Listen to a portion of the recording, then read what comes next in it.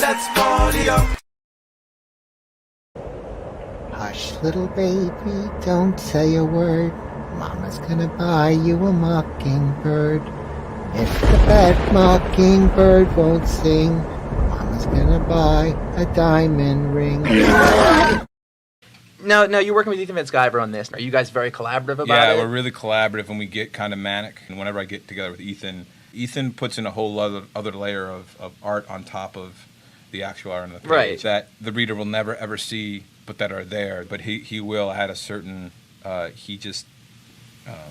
He's a genius on a very bizarre level. He's a genius on a very bizarre level. Very bizarre level. He's a genius on a very bizarre level. Very bizarre level. Hello everyone, welcome to Comic Artist Pro Secret. You're listening to Ethan Van Sciver, 27-year veteran of the comic book industry, world's most charming, elegant, eloquent, and yet humble man. Great big Star Wars fan, trusted member of the media. And I am a human sunbeam. The world revolves around the sun, and I am a glorious ray of light. He's a genius on a very bizarre level. Very bizarre level. New from All Caps Comics, Snowman, A Cold Day in Hell. The victim of a genocidal massacre has somehow returned from the dead and is carving a path of death across the heart of America. Driven by the echoes of silent screams, this is the story of a man once known as Black Dog, the one now forever known as the Snowman. Snowman, A Cold Day in Hell, back in today, only on Indiegogo.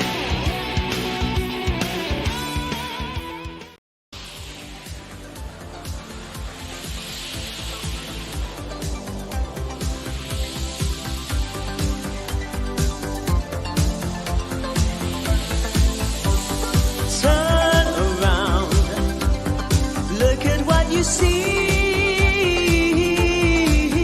in her face the mirror of your dream. Make believe I'm everywhere, I'm hidden in the light.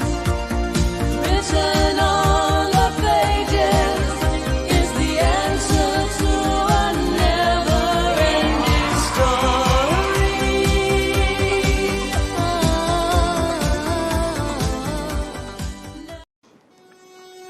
And if you don't like my politics, don't buy my book.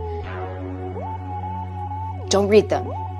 And if you don't like my politics, don't buy my book. Don't read them. Girls read comics. Girls have always read comics. Problem solved. White boys, comic book reader. Don't buy my book. Don't buy my book. I literally can't even think.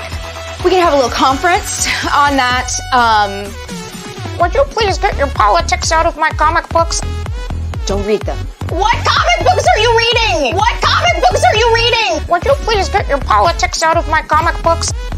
Don't read them. What comic books are you reading? What comic books are you reading? Comic book reader. Comic book reader.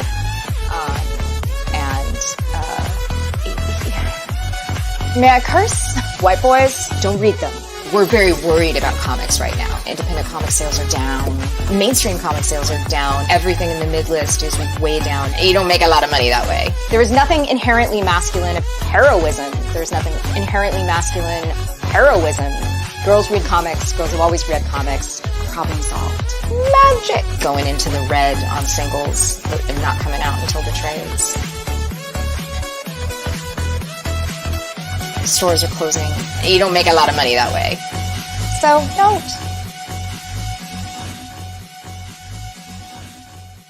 Comics are booming!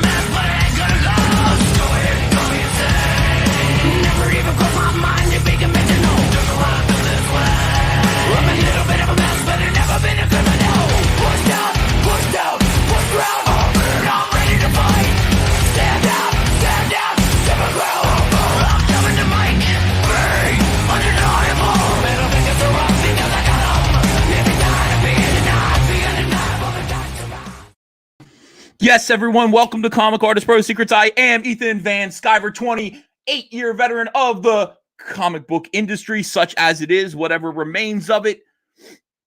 World's most charming, disarming, elegant, eloquent, and yet humble man. Great big Gina Carano fan, trusted member of the media. That's when you guys say, trusted member of the media. Can't hear you. How are you guys? Happy Sunday to you. Happy Sunday to everybody in the chat. Great to see you. Great to see everyone on Sunday afternoon. For me, it's morning. I just woke up. I was up all last night, inspired, on fire. Wait, on fire and inspired. That's where I was last night. Just settling in, drawing, listening to stuff from like the early 90s, like Prince. There's this great thing on YouTube. It's like Prince from 1991, a performance on Arsenio Hall. He's at the height of his powers. And I just went, wow, man, what a rock star. We lost a lot of good stuff over the past 10 years. A lot of George Michael, Prince, Michael Jackson, David Bowie. But again, we still have Boy George and we still have Madonna. So how come they're still alive? I don't understand that. Great to see you guys. Ron Guerra's here. Sega Ryman says a fire inspired. Yeah, I'm sitting there trying to go fired, inspired. That doesn't sound good. Inspire fire also doesn't sound that good. But I hope that I inspire the fire in you. Oh, yeah, Freddie Mercury also. Very sad about Freddie Mercury. Antonio Cardenas is here. Great to see you. Gusto is here. Prince was not great, he says. He was the greatest. Is that what you mean? Look at this one little beard hair I have. Hold on. I'll be right back, guys. It's intolerable. Absolutely intolerable.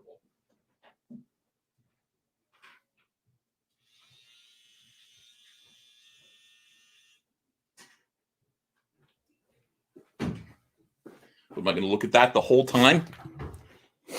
Where are my makeup people? Where are my makeup people? All right, let me try now. Much, much better. Much better. Okay, so look at this. Emperor J. Obama fan. I touch myself to your streams, EVS. Ooh. There's a new trend that's going on right now.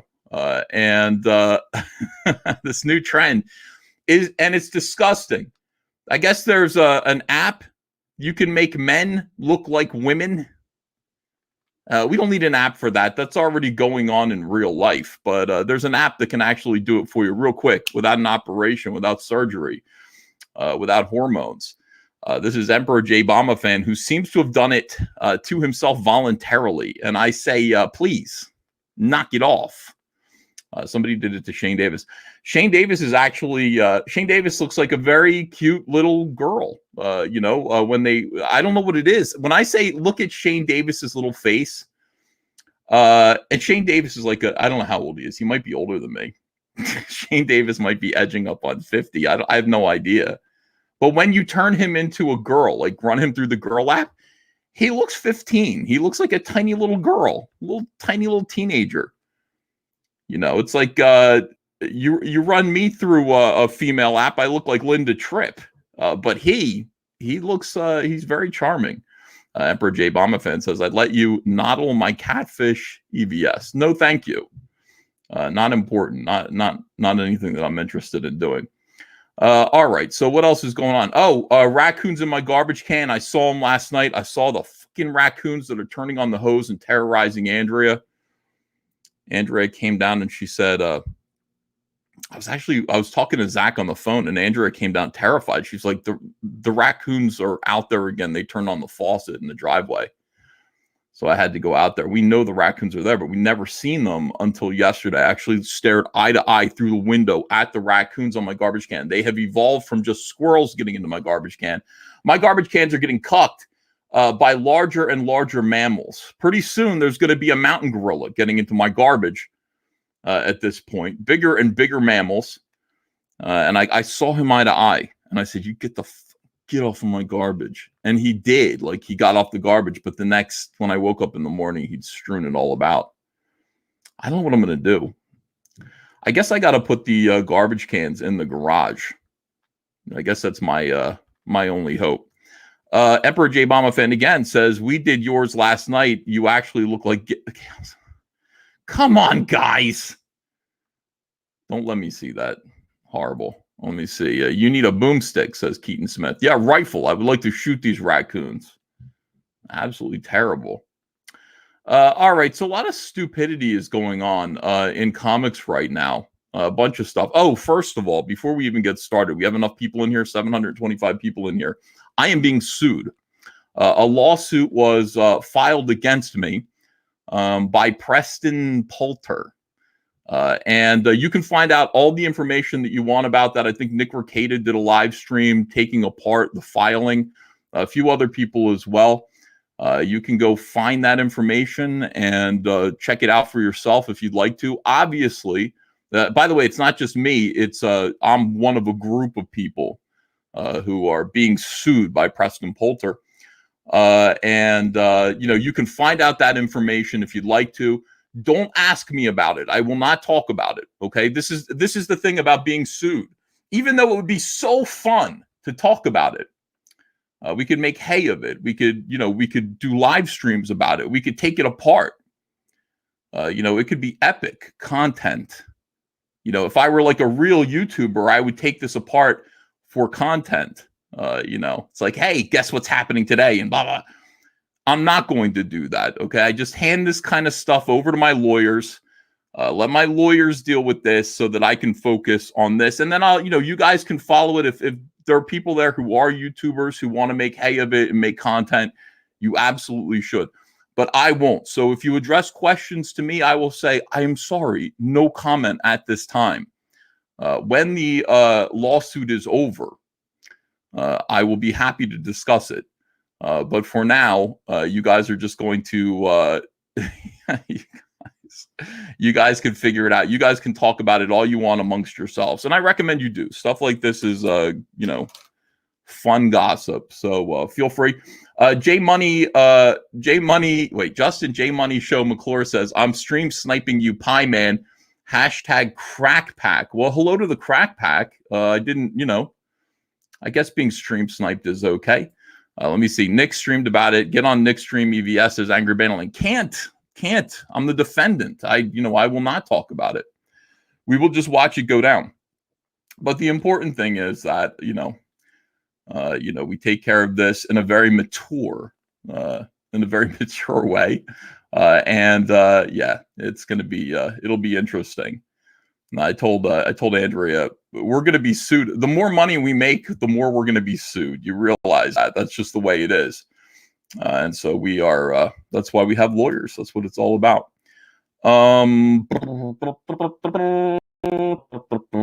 Okay. What was I saying? Oh yeah. All right. So, what's going on? SJWs are acting especially froggy lately, and not in a good way. They're not acting froggy in a way that we like. We like people to act froggy in this kind of way. I should be better at this. We like people who act froggy in this kind of way. We want people to be froggy and purchase the Dale Keown Cyberfrog t-shirt. We've sold 180 of these so far. That's great. Thank you very much, everyone. 180 Cyberfrog shirts out there in the wild. Very limited quantities and sizes. By the way, let me just do this. Let me dox how fat my audience is. All right, let's see. Extra small. So we started with 25. Only 3 extra smalls. Small. 22 available. We started with 25 of those. I figured there weren't that many, guys. No offense. Those of you who are out there calling me fat, check this out. Mediums started with 100, 12 mediums. 12 very slender people in this audience. Guys are fit. Could be girls who are mediums. Large, we started with 100, 56 available. So 44 people in good shape. I would say large is good. So this is fine. Extra large, 111 available. We started with 150. Now I went extra large is probably the most common size. So I'm going to order 150 extra larges. And I was close to being right. 39 extra large people. Those are people who are large. They're extra large, but the extra large is a pretty decent size for a guy. Fit individuals will wear extra larges. We go down to 2XL, 41 double XL sold. Double XL, 41 sold. All right, now here's the ultimate docs. This is where we find out how many of you are fat bastards like me. 3XL, this is the biggest size. Started with 100, 62 available. 62, 38 fat asses just like me in this audience, and you guys dare every single day to call me Big Fat Pie Man. Every day. Every day you do that. And look at this. I've got 38 people who are just as fat as me, if not fatter. I don't know. I haven't put any of you on the scale. But you guys call me fat every single day, and 38 of you, at least 38 of you. And by the way, like Andrea has like the boxes of t-shirts laid out upstairs. And, it's like small, extra small, large, blah, blah, blah, all laid out so that she can fulfill quickly. We fulfill these t-shirts immediately when they come in. Andrea and Michelle are up there making tags. They're putting things in our beautiful all caps comics mailers. They're shipping them out. We're shipping out hundreds of packages every single day. Starblades is almost finished fulfillment.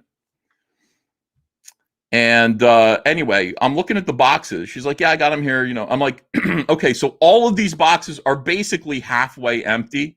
Like each box for each size is like halfway empty. 3XL is empty. There are 2 shirts left in it. 2 shirts. I said, these people call me fat slob every single day. Every day of my life, they call me fat. And she said, well, we're selling through the 3XLs pretty quickly, a pretty brisk pace.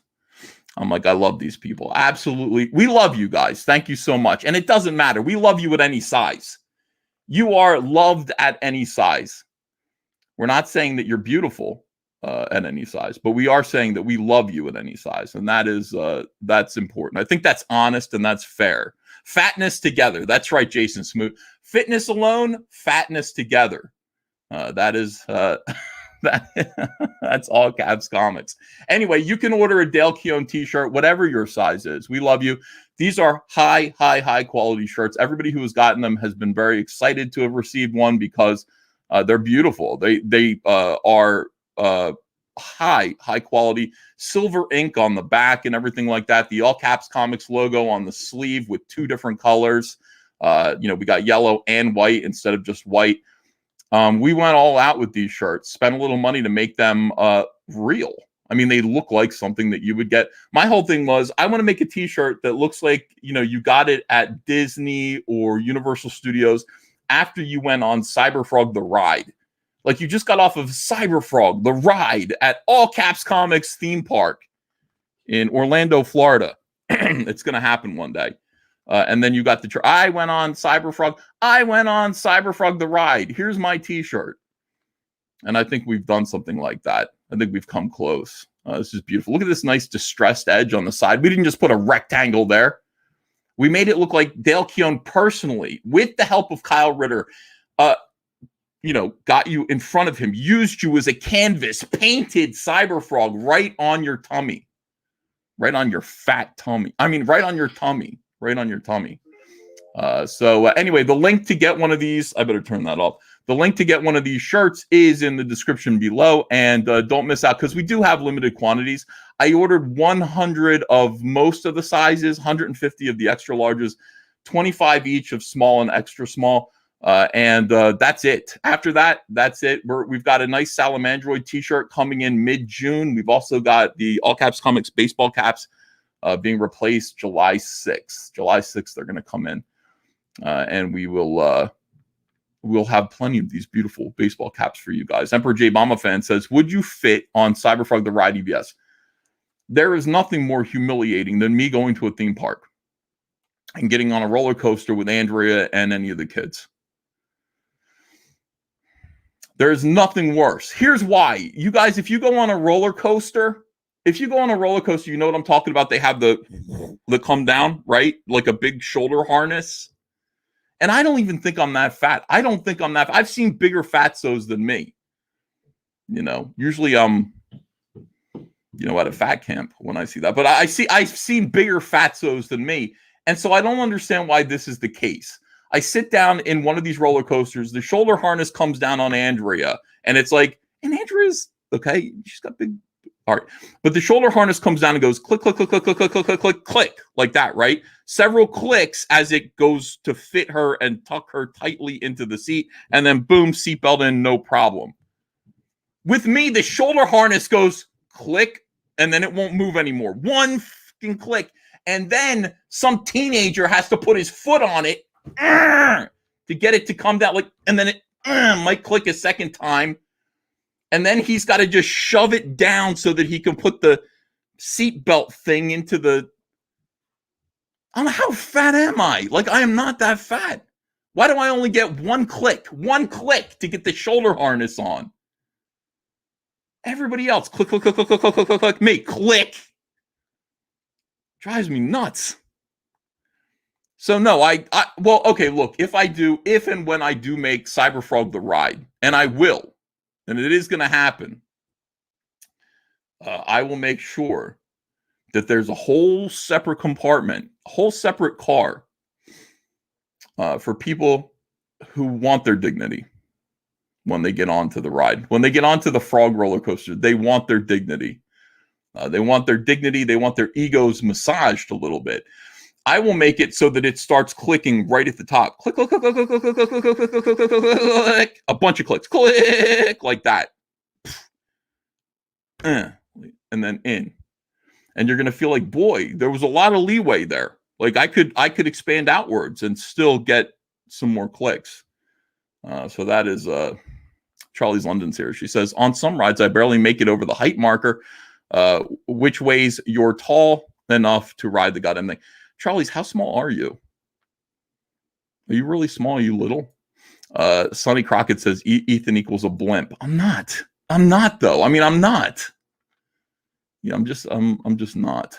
I don't feel like I am, but then again, the theme park kind of belies that. Chuck Finley says, secret of the pros, fat guy seats in the middle. Oh, I didn't know that. Is the middle seat for fat guys? Oh, I like that. I want to be in the middle because I want to be able to crush both people. When momentum forces me this way, I want to crush that person like this. And then when the ride goes this way, I want to crush that person. If I'm in the middle, I'm hurting two people. They're presuming that there are three people on the row. If I sit on the edge, I'm probably only hurting one person. So put me on both sides. Let me hurt two people equally. I can't fit on a roller coaster. It's not comfy. It's not necessarily comfy. All right. What else? Print of the Sea says, do a Cyberfrog swimsuit collection. Now, this is something that people have brought up to me. People have said to me, when are you going to make Cyberfrog underpants? When are you going to make a Cyberfrog bathing suit for the hefty gentleman? Swim trunks for the hefty gentleman. I'll think about it. I will think about it. I'll have my people draw up some designs, and we'll see how that looks. Charlie's London says, yes, Uncle E, I'm exactly 5 foot. My God, that is really little. You're a little hobbit, Charlie's. Michael Fedor says, let's not forget about the reason for the season. Happy Memorial Day to you, and thank you, military, for your sacrifices. Yeah, I think Memorial Day is tomorrow. Is today Monday or Sunday? Today's Sunday, right? Anyway, tomorrow is Memorial Day, I believe. Brad Frederick says, what was the important thing you were working on yesterday that you mentioned on Twitter? Thank you for the awesome Cyberfrog shirt, by the way. You're welcome. Brad, I was drawing an emotional scene that I had to kind of pour my energy into. It's not funny. It's like talking about it isn't funny. But no, I draw so much like kick-ass Cyberfrog fighting stuff that when I actually have to draw human interactions, like human beings interacting with each other, I need to put myself in a whole other mindset. And so, I was drawing this pivotal scene between Heather and Lily. And I was very proud of it. I showed Andrea this one. I was up all night working on it. And I showed Andrea, and she was pleased. Andrea's big concern is that Heather Swain always looked consistent. Andrea knows what Heather Swain looks like. And when somebody draws Heather Swain wrong, she's kind of like, that's not Heather. That's not what Heather looks like. And so she was, I think she was pleased with the scene. All right. So, and I told her a little bit more about, Andrea knows most of the story, but I don't know if it's boring to her. Andrea! I don't know if she can hear me up there. The door's closed. I was going to ask her if me telling her stories about Cyberfolk bores her. I have to think it's pretty interesting. I mean, it's a I hear you. I know the story is not boring. Well, can you come down and talk a little bit? You don't have to be on camera, but you're fulfilling cards? Yeah, for England. Oh, you're fulfilling cards for England. All right. She says, I know the story and it's not boring. Okay. That's encouraging. It's not boring. That's the first review. I know the story. It's not boring. Andrea Van Sciver. Right on the back, that's the pull quote. I'm going to put that there. Brad Frederick says, oh, okay, that's what that was. Let me see. Yeah, she's up. They're up there fulfilling stuff like crazy. We're sending stuff to England. We had to sit on all of the England, UK packages for a long time because of the VAT tax issue. I think we finally got that taken care of. Donald DeLay says they don't even make rides for my size. They do, Donald, but they're called hay rides. You know, you have to, a tractor pulls you. You know, I understand. I'm with you. And when I say you, I mean us, you know. Russell Hall says EVS isn't a blimp. He's just a fat guy.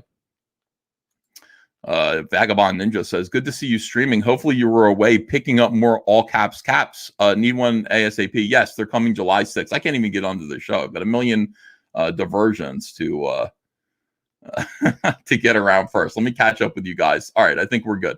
Yeah, Andrea and Michelle are up there sending all the UK packages. I know you guys were waiting. I appreciate your patience. I really do. The problem is that we sent a couple of them and people got nailed at customs. I mean, nailed. Like, you know, you bought a bunch of sweatshirts. You're sitting there paying $85 in taxes to the Queen. I don't know how that 85 pounds. I hope not pounds. That'd be crazy. I can't I can't tolerate that. That's insane. So you know, we've got our VAT squared away, I believe now. We're going to be sending stuff as gifts anyway, just to make sure you guys get your cards. And if there's a problem, let us know. But thank you for your patience.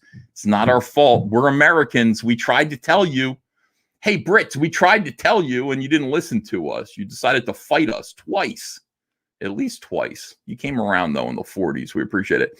Mark Miller allegedly told 95% of the comic book audience is not on Twitter, says statistic must be mind-blowing for the company marketing departments. Yeah, I hear this a lot. This is the clarion call of your boy Zach as well. Get off of Twitter. Twitter is a hive full of pestilence and disease. And yet I don't know what it is. I still like Twitter. I said yesterday, I said, is there an adjustment? Is there a button that I can press on Twitter so that I can just get the slimy leftists off of my feed? And when I say feed, I mean, like, it's not even leftists interacting with me. If leftists want to interact with me, that's fine. Tee those bitches up. What I'm talking about is the side where it's like, what's trending? What's trending is we're calling Ted Cruz Ted Snooze today. Hashtag Ted Lose, because Ted Cruz is a loser. How do I get that shit off of my Twitter? How do I not see that? How do I not see these insolent whelps, these dependents, these government dependents? How do I avoid taking a look at these weird perverts and their stupid hashtags every single day about the same handful of right-wing politicians? I don't want to see it. I don't want to see it. Is there a button that I can press to ignore that shit? And everything else is fine. If people want to come at me all day long, these SJWs, and pick fights with me, that's what I'm here for. I like that. I enjoy that. That's fine with me. But how do I avoid seeing their dumb hashtags? No, there isn't a button that I can press. And every single time I go, not interesting. This is harmful and spammy. Please stop showing me this. I hit the button every single time and they continue to show me. Here is what Trevor Noah dunks on Mitch McConnell. How do these people? This is mental illness. Who cares? Guys, get real jobs, get homes, get families. Work work to make your community a better place. Who cares what Trevor Noah says about Mitch McConnell? You got to be kidding me. You got to be fucking kidding me. Mitch McConnell looks like a turtle. Fair enough. He does kind of look like a turtle. Do I have to see it all the time? But I'm still on Twitter. I've not booted myself off of Twitter, even though I've thought about it a couple of times. As Zach's urging, he tells everybody, get off of Twitter. Get off of Twitter. It's for melt brains. It's a waste of time. And it's just a way of saying eventually you're going to fire. I'm going to say something here that is going to be cataloged forever, and then I'm going to get fired and persecuted for it ad infinitum. I've already said plenty of things to be persecuted for, but I can't help it. I want to stay on Twitter. At the same time, Mark Miller, who is very smart. Mark Miller, I was telling Andrew about this because I don't think she's ever met Mark. I like Mark Miller a lot. I like his comics. Unironically, I like Mark Miller's comics. His stuff is, I don't want to use the word based. Do I use the word based? His stuff is based. It is based. His comics are cruel. His comics are mean. They're vicious. They're superhero comics. Most of what he writes is superhero oriented. Maybe you saw Kick-Ass. Maybe you, oh my God, I remember Steve McNiven writing this thing, or drawing this thing that he had written. It was something else. Like the conflict was, and I'm not going to remember this properly, but the conflict was something like this. The villain took the sperm. I'm going to get this wrong. Don't correct me because I'm going to get close enough. The villain took the sperm of the president of the United States' son and put it into a capsule inside of the president of the United States' daughter. And if he didn't do something at the right time, the capsule was going to break and impregnate the president of the United States' daughter with the president of the United States' brother, something like that. That's insane. That is insane. I got that completely wrong, but it was close to that. It was some kind of incest-related something or other, villainous threat. And it was over the top. His comics are for adults. Nemesis. It was called Nemesis. Yes. Read that comic. Drawn by Steve McNiven. Amazingly badass. This guy is awesome. And I like Mark Miller. I do like him. I've talked to him a couple of times recently. And we express our views and opinions about what's going on in the comic book industry. And I'm always right. He's close to being right. He's close. But he's like, no, I think this is what's going to happen. I think things are going to kind of even out. I think things are going to shrink and then they're going to stabilize. And I'm like, they're going to shrink and then they're going to keep shrinking. And then they're going to keep shrinking some more. And he says, you think so? And I say, yeah. And I'm right. I'm always right. So anyway, Mark Miller allegedly told 95% of the comic book audience is not on Twitter. So why? Why are we worrying so much about what goes on Twitter? Why? I don't know. I got to be honest with you. When I'm fulfilling my campaigns, I recognize maybe 2% of the names. That's you guys. I recognize you guys. I go, oh, look, oh, cool. Their package is going out. And then I make a note of your address, your phone number so that I can dox you later. But like most of the people, I don't recognize those names. I've never seen those names. So I'm just like, wow, I talk to the same people on Twitter every single day. And that's fine. They're like really devoted fans. We have a nice rapport. I love you guys. I love my customers. I will never betray my customers. But then there's this whole other audience that's finding me and not interacting with me, but purchasing my stuff. I love them too, very, very much. So I gotta assume that this statistic is probably true. It's probably kind of true. Veteran comic book writer Mark Millar has claimed that he was recently informed by a marketing expert connected to one of the big two's publishers. I'm going to take a guess that that's somebody at Warner's. That 95% of the comic book audience is not on Twitter, a revelation which he believes must be mind-blowing for the company marketing departments. This is why Mark Millar is based, by the way. This is why. Look at his Captain America. Look at him. He's pointing to the A on his head, and he goes, "You think this letter on my head stands for France? America." He says, "I'm not going to surrender." He's not going to surrender. Why? You think this A stands for France? Does it stand for asshole? No, it stands for America. America. That's cool. That was a pretty kick-ass scene. Art by Brian Hitch. Look at him. Miller revealed this supposed statistic on May 28th, tweeting from his personal Twitter account, quote, "Here's an amazing stat I heard yesterday. Only 10% of comic buyers have a Twitter account, and only half of those accounts are actually active. Thus, 95% of the comic book audience is not on Twitter. They're on Parler, everyone. Everyone go over to Parler with me." Let's go to Parler. Came back. They tried to close it down. Athesmo says it's actually an H. It just closed up. It stands for Hail Hydra. That's probably, we forgot about that. Yeah, Captain America, as it turns out, was always a Hydra agent.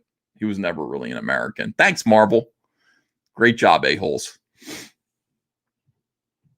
I mean, that is true. This Captain America, well, I mean, this is the Ultimates Cap. This isn't the, Captain America from, this one was always an American. Let's just say this one was always an American. So that is an A. It's not an H for Hail Hydra.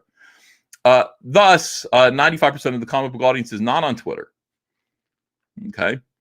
He continued, seemingly commenting on the heel turn by many publishers, including Marvel, DC, and even heavy metal, towards ignoring and in some cases even outright insulting their established fan bases in favor of appealing to imagined audiences on social media. These guys think it's so fucking cool to insult their fans. Look at this. Heavy metal, we're going to talk about this a little bit, but this is just amazing to me. This is amazing. First of all, Neil Gaiman said, hey, Comicsgate. Oh, how sweet. It's Comicsgate. Aren't you extinct? How could we be extinct? This kind of stuff makes us grow. It adds more people to our legions.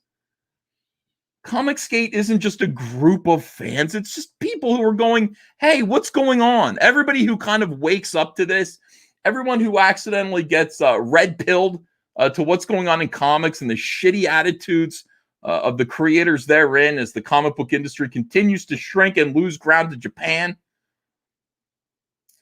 wakes up and becomes Comicsgate to some degree. Even if they don't want to apply the hashtag, it doesn't matter. You don't have to join the club. When you look at this and you have a guy who says, respect your fans. These changes suck. Respect your fans. Heavy Metal Magazine response. This is the Heavy Metal account. These people hired another squeaky little... I will bet you anything. Is this a woman? Or is this a womanly man? Respect your fans. No. No, period. Respect your fans. No. We don't want fans like that. We are good. Thank you. You're not good. You're hemorrhaging sales. You're making terrible creative decisions, and some fans are complaining. The proper answer to this, and what is this about? So let's hold on a second. Let's go back and take a look. Can I find it? Bounding into comics here. Here we go. Heavy Metal Magazine mocks fans not happy with the new Armored Tarna cover. Here's Tarna. All right. Here she is now, all covered up. But we just see this happening over and over and over again. The comic book Taliban comes in and says, no boobies. We can see cleavage. We can see skin. We must cover the female form. We can't make comics be sexy. We can't make females look desirable to the male eye. We can't do that. That's the worst thing in the world. The male gaze. We mustn't allow that. Mustn't allow that. So we're going to cover them up like this. Let's just make her into RoboCop. This isn't cool. Nobody likes this. Nobody likes this. Who is this for? So you go from this. All right, as you can see, Tarna is typically depicted in a bikini outfit with a pauldron gauntlet on her right arm. However, that changed in Tarna number 5, where she put on a full suit of armor. Speaking with CBR, Phillips discussed, I think Stephanie Phillips here, female. God. And I have nothing. It's activism. It's this weird kind of activism where it's fun second. You forget who your audience is, and you're just like, I'm going to do something else. I'm going to do something that personally appeals to me. I'm going to change this character because I find this character offensive in some way. All right. One really cool element to the finale was getting to design new battle armor. We created some of the coolest armor. I hope we get to see beyond the issues. We work together. It's a cool look, blah, blah, blah. Oh, God. That's good. I like that artwork there. Nice artwork. I don't like this character. I don't like this character covered up. This is not sexy. This is not cool. It is weird. She looks also very, I don't know what it is. She's got a little look of anger and illness. Anyway, they finally cover she up. Most people have more than one outfit, it turns out, says Heavy Metal Magazine. R.I.P. Tarna. Why does changing clothes kill people? We had no idea. Do you not change your underwear? This explains so much. Hey, how about not dunking on your fans? Most people do have more than one outfit in real life, but when it comes to actual, cartoon characters, I've never seen Homer Simpson change his outfit. I've never seen Marge Simpson change hers. Spider-Man wears the same thing pretty much all the time. So does Superman, unless there's some kind of trademark dispute with the family. Batman, they all wear the same thing. I don't know what it is. Red Sonja, all of these characters, they kind of wear the same thing. You know. Why? Because it's a comic book. One wrote, I'm torn. While I generally despise bikini armor as a whole, I also have a pretty severe disdain for the complete changing of iconic characters and looks. At what point does it become an entirely different character? That is right. That is correct. Green Lantern and the Flash, they are their costumes. I understand that they're characters, they have personalities, but you can't just draw Hal Jordan wearing something completely different and say, this is Green Lantern. Most people will say, no, it isn't. It isn't. I hope this is temporary. I can't wait until he gets back to his other costume again. We found that. They tried to do that in the around 2014. They gave Hal long hair and a trench coat. Didn't work. Just didn't work. And people were happy to see the character go back to his traditional design. But none of that is the point. The point isn't that this is happening here. This is ugly, but this is okay. This isn't where the real ugliness comes from. The real ugliness, you can kind of go, well, she's got a different costume. She's got armor. That's part of the story. She needs to have the armor. And then you go, normally you would say, okay, fine. I can't wait till she gets back in her bikini again. Can't wait. But this is the real ugliness. When you start telling your fans they don't change their underpants. Have you read the book to understand the context of the outfit, or are you just making assumptions? Trust us, read it, and you will understand. Also, people should change clothes and looks. That's natural. That's a fair answer. It has come to our attention that some of you are confused that Tarna has the ability to change clothes. So to address this, we'd like to remind you that you too can change clothes, and to please do so, especially your underwear. We've gotten complaints from the neighbors. Now we're dunking on the fans. Now you understand. It's like this isn't just a story element. This is agenda. These are activists who are trying to make changes to a character that they find would be appealing to men. They can't have that. No sex in comics. And so now they're going to begin to insult you. The changes suck. Respect your fans. No, we don't want fans like that. We are good. Thank you. Now you see. It's like the mask slips so quickly. You kind of go, oh, well, maybe is this because it's a change for the story? Like they're saying, no, they're lying. It isn't a change about the story. They hate you. They hate you. I don't know why. Why? Why do you hate the people that are supporting you? Why do they hire people into these positions, creative positions where changes can be made to things that people like, and then these people, there's a unique mental illness. They can't just go, oh, well, okay. Looks like we're getting some negative feedback about the armor. Well, let me just reassure them. Guys, this is just story-oriented. She needs the armor for this one story. And we understand. Just hang out with us. Trust me, you'll understand once you read the story. Most fans would kind of go, okay, all right, cool. Well, maybe I'll skip those issues, or, hey, I don't like that. Don't do that again. You're going to get bitching and complaining from fans when they don't like something that you're doing. You're going to get that. You should probably just, humor it and then take it to heart and then go back to giving them what they actually want. But that veneer of professionalism quickly disintegrates, and you realize that the people who are doing this is activism. This isn't creativity. This is a feminist. Is it a woman or a man? I'm not sure. This certainly seems extremely effeminate, but I can't tell anymore. It's a very difficult thing, to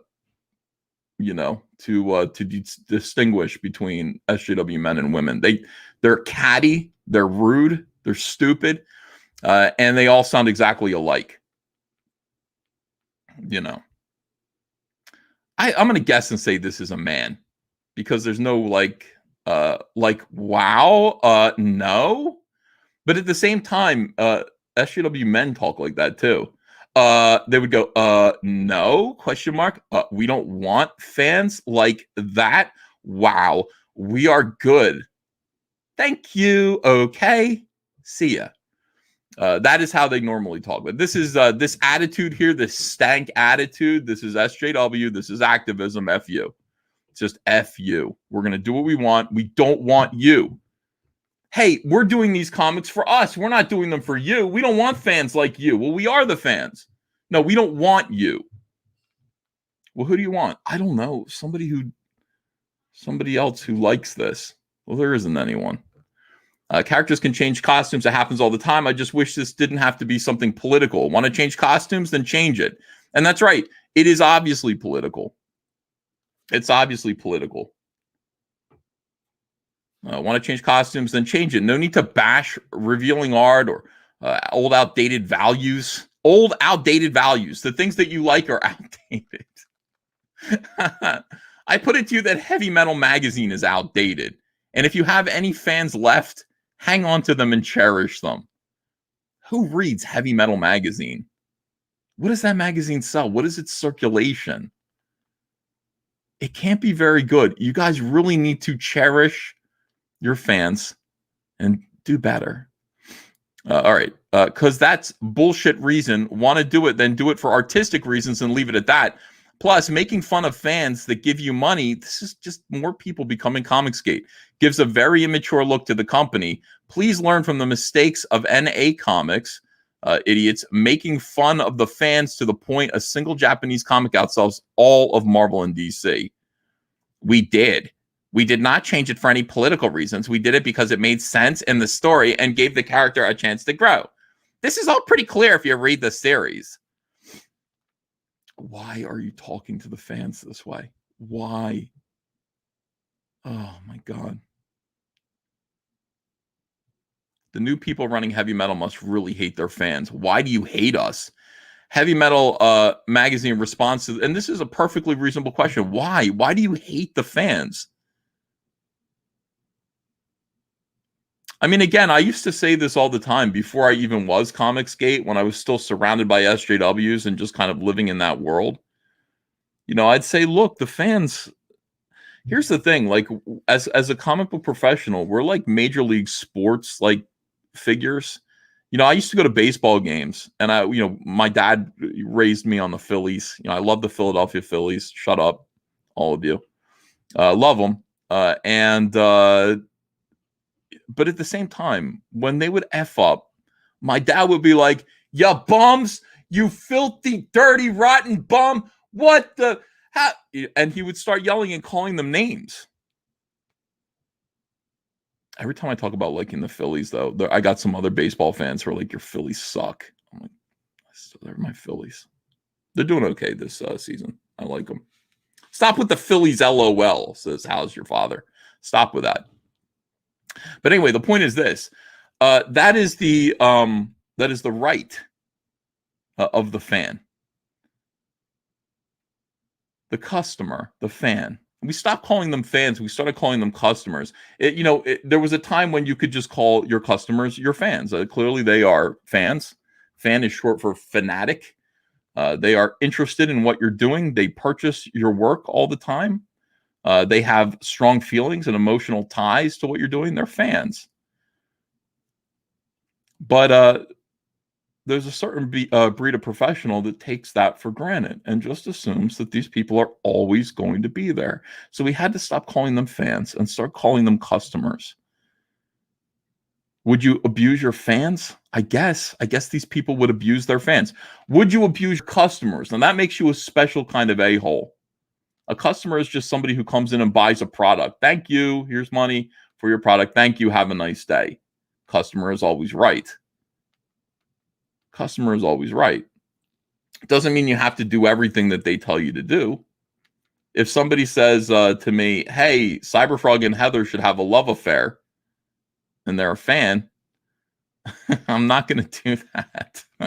Customer is not always right. They don't always get to determine the way things go. But if I were to kill Lily viciously in an issue of Cyberfrog, or if I wanted to, and the fans complained, they would have every right to do so. They'd have every right to complain about anything anyway. They're the customer.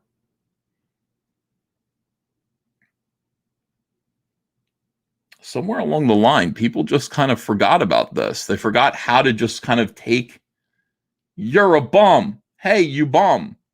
Just take that. Just deal with it. Cope with it. You are the professional athlete. You are the professional.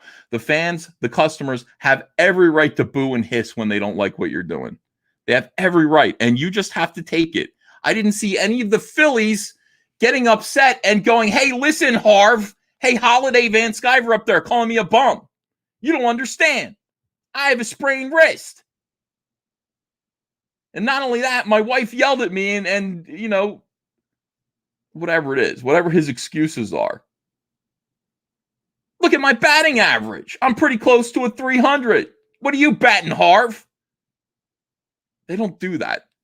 They just don't do that. You just suck it up and just take it.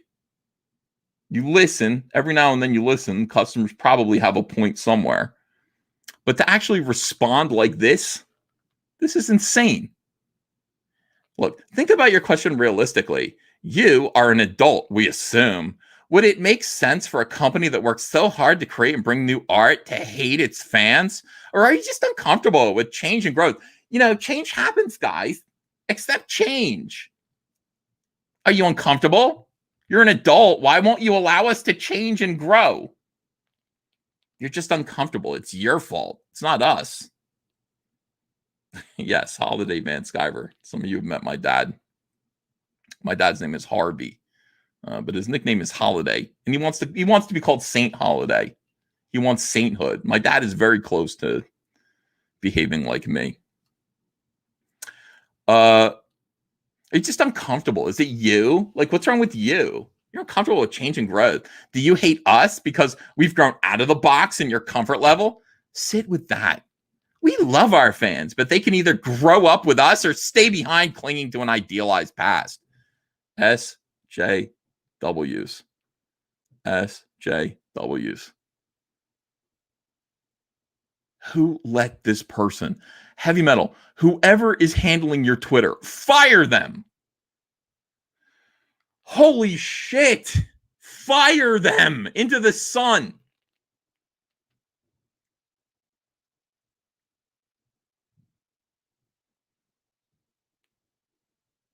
Think about this. Maybe we've grown up and you haven't.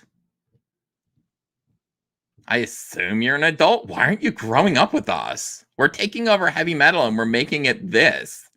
We're taking over Heavy Metal Magazine and we're taking the main character that you really like and we're ruining her because we've grown up. We don't like looking at women in bikinis with swords flying dragons anymore. We don't like that. That's just not real. We like to see angry bitches in full body armor commanding cucked men. And they're all scared of her. We like to see that. That's so like bitching and cool. So maybe you should grow up. Sit with that.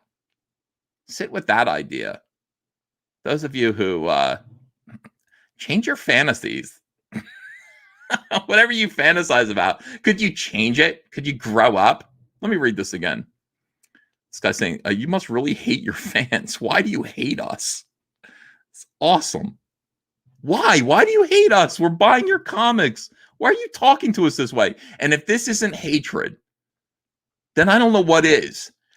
Think about your question realistically. Now we're talking to an adult like a child, which is another SJW trait. They all talk to, they condescend. They think that other adults are kindergartners who could be lectured by them. They're mentally ill. Nobody needs to be lectured by any SJW at all. Nobody in editorial running the social media feed of a dying comics art magazine is in a position to lecture anybody. You don't know who you're talking to. This Noah Griffin, he might be in the military. He might be an attorney. He's probably somebody who is successful and just likes to read Heavy Metal magazine because he's been reading it since he was a kid, likes to read it when he gets a chance, and he sees this behavior. And now you catfish eating swine, you are going, cat food eating swine. Catfish is good. How dare you lecture this man? You think about your question realistically. You are an adult, we assume. We assume you're an adult. Would it make sense for a company that works so hard to create and bring new art to hate its fans? No, it doesn't fucking make sense. It doesn't make sense. That's what he's trying to tell you. It doesn't make sense.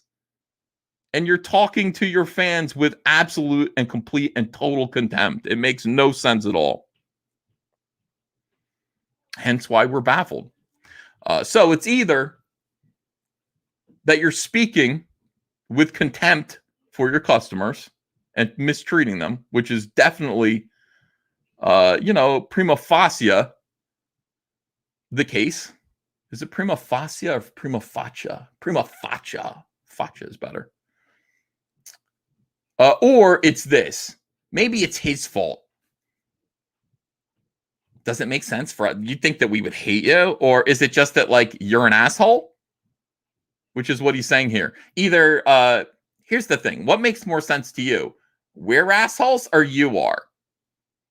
Why would we hate you? Is it you? You're just uncomfortable with change and growth?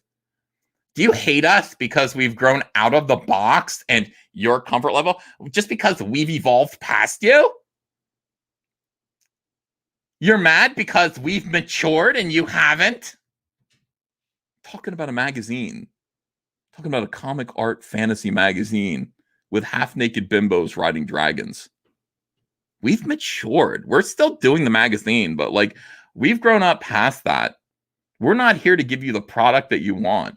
Again, this is so much like my analogy of hot dog stands. Comicscape being a hot dog stand, because the big corporations, Burger King, which used to make Whoppers, delicious, sloppy, and probably very bad for you hamburgers.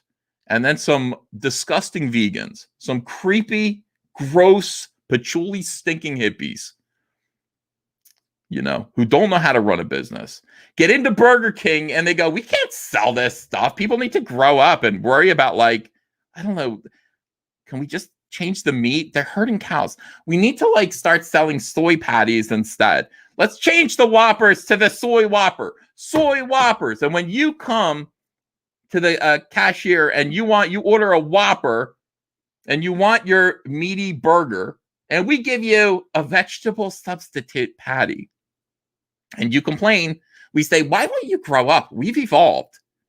And you go, why do you hate me? I just want to order a hamburger. Wait, let me ask you a question. We're not even... And they changed the Burger King logo to so he looks like Fidel Castro. Let me ask you a question. Does it make more sense to you that we hate you, or that you're an asshole who will not just accept change? Nobody's eating meat anymore. People are eating vegetable substitutes. They're eating Morningstar Farms brand soy patties. They're textured to taste just like, oh my God, I'm absolutely scarred by growing up with vegetarian meat substitute products. My mom, went vegetarian, forced the family to go vegetarian. Holy shit, that was awful. What are these, Mom? These are chicken nuggets they're fake chicken nuggets that are made from pecans. They have been textured to, why can't we just kill a chicken, Mom?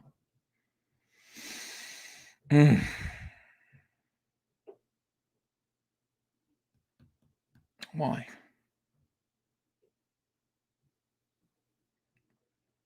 Anyway, under those circumstances where Burger King is yelling at the fans or the customers who are just coming to have lunch, they want their meaty, burgery, greasy lunch that they're used to, and they have every right to want that, even if it's bad for them, even if it's not the best possible option. And I don't know that naked chick on a dragon is the best possible option, but I'm not complaining about it. Every now and then, that's a lot of fun. Under the circumstances that the people who are supposed to be providing that product, who have reliably provided that product for decades, turn on the fans, decide to change the product, and then call the fans, what would you call them, regressive? Are you regressive? Haven't you grown up with us? We've grown up. We've changed it. We don't like naked women on dragons anymore. We like them to be fully armored and covered up from head to neck, from toe to neck, with ugly red armor. Grow up with us. And if you don't understand that, think about it. Do you hate us because we've grown out of the box and your comfort level? Sit with that for a while. Under those circumstances, me, your boy Zach, John Malin, all of you out there, Clint Stoker, grandson of Bram Stoker, creator of Dracula, we set up hot dog stands not too far away, maybe even in the parking lot. Try to kick us out of your parking lot, Soy Burger King. I'll punch you in your fucking hippie face. You don't know where I'm from. I will fucking slap you in front of your boyfriend. You hippie. All right. Anyway.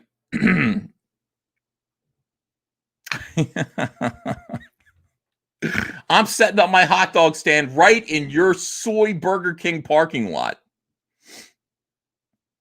And I'm going to sell hot dogs because even though my product isn't backed by a big corporation,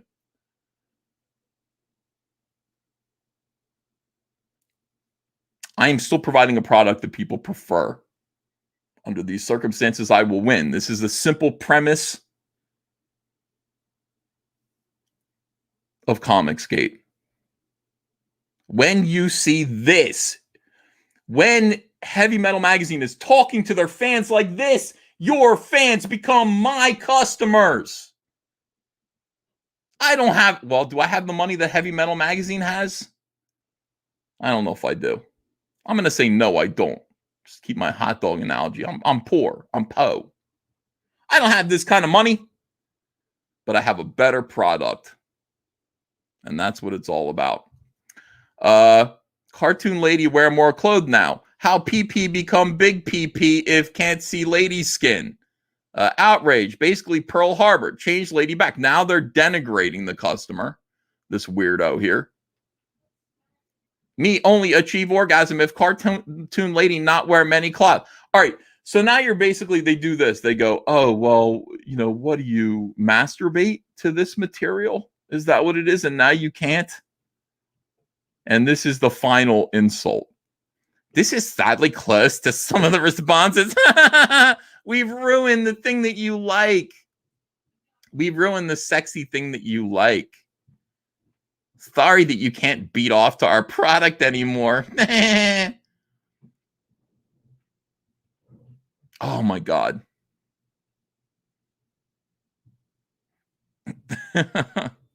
Tom Anisoletto says, enjoying the stories today, E. I laughed my ass off at the raccoon and roller coaster tales. Good. I'm glad. It's good to be back. In this last example, one person wrote, no, you relax. All right. No, you relax. Being afraid of a mob of sociopaths who try to cancel every drop of sexualization is concerning. Your so-called going forward is nothing but a cheap excuse since the armor style is so old-fashioned. Move forward, my balls.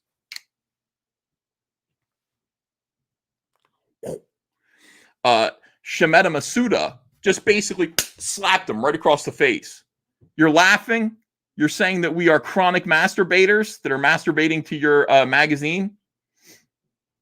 Who masturbates to magazines? Get an internet hookup. This is 2021. We're buying your magazine because it's a habit. It's something that we've been doing for a long time.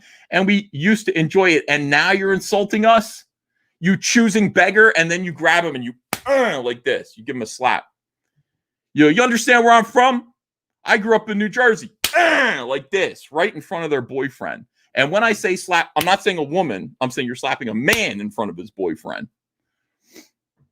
You don't slap a woman. You slap a man in front of his boyfriend like that.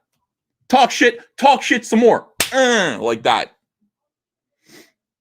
Talk some more shit. Like that.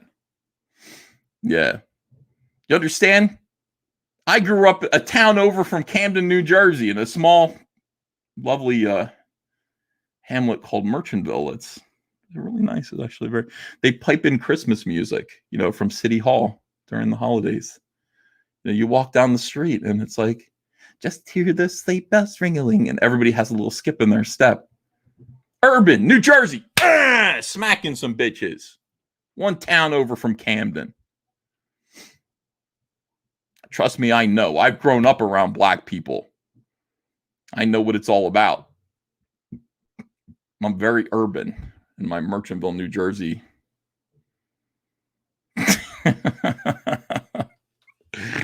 All right, no one is afraid here. The change in outfit is part of the storyline. As an author, I'm sure you understand that. If you read this series, you would know how silly your comment is. How's your father points out, Ethan knows black people. Yeah, it's true. They lived one town over. Just keep yelling.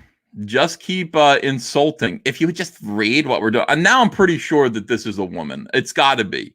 A guy would have dropped it and would not have used the word silly. Silly. No one is afraid here. The change in armor is part of the storyline. As an author, I'm sure you understand that. If you read the series, you would know how silly your comment is. All right, so I would say that read Heavy Metal magazine at your own risk, discretion. They hate you. It's pretty clear. I need you to not tolerate this. I need you to not tolerate it. You need to actually reject this. Wherever you see it, wherever you see this stank, the New Jersey word, wherever you see this stank attitude arise, you need to reject it. You need to point it out. You need to say, I'm sorry. I am your customer. You do not talk to me this way. You don't. We don't even let Ethan talk to us that way. How does Ethan talk to us? He goes, thank you. Okay. Thank you very much. Thank you so much for your business. Appreciate you. Ethan only talks bad about us behind our back when we make fun of him, which is all the time. We have a very complicated relationship with Ethan. New Cyberfrog shirt with Dale Keown art. Again, I want to point out that I've doxed my customers' fatness. I had 100 triple XL t-shirts. 38 of them are sold. 38 of them are sold. Ethan, you called us fat today. I know, I'm calling you fat again, preemptively. This way, if I call you guys fat first, when you call me fat, it seems like you're just doing it like out of bitterness.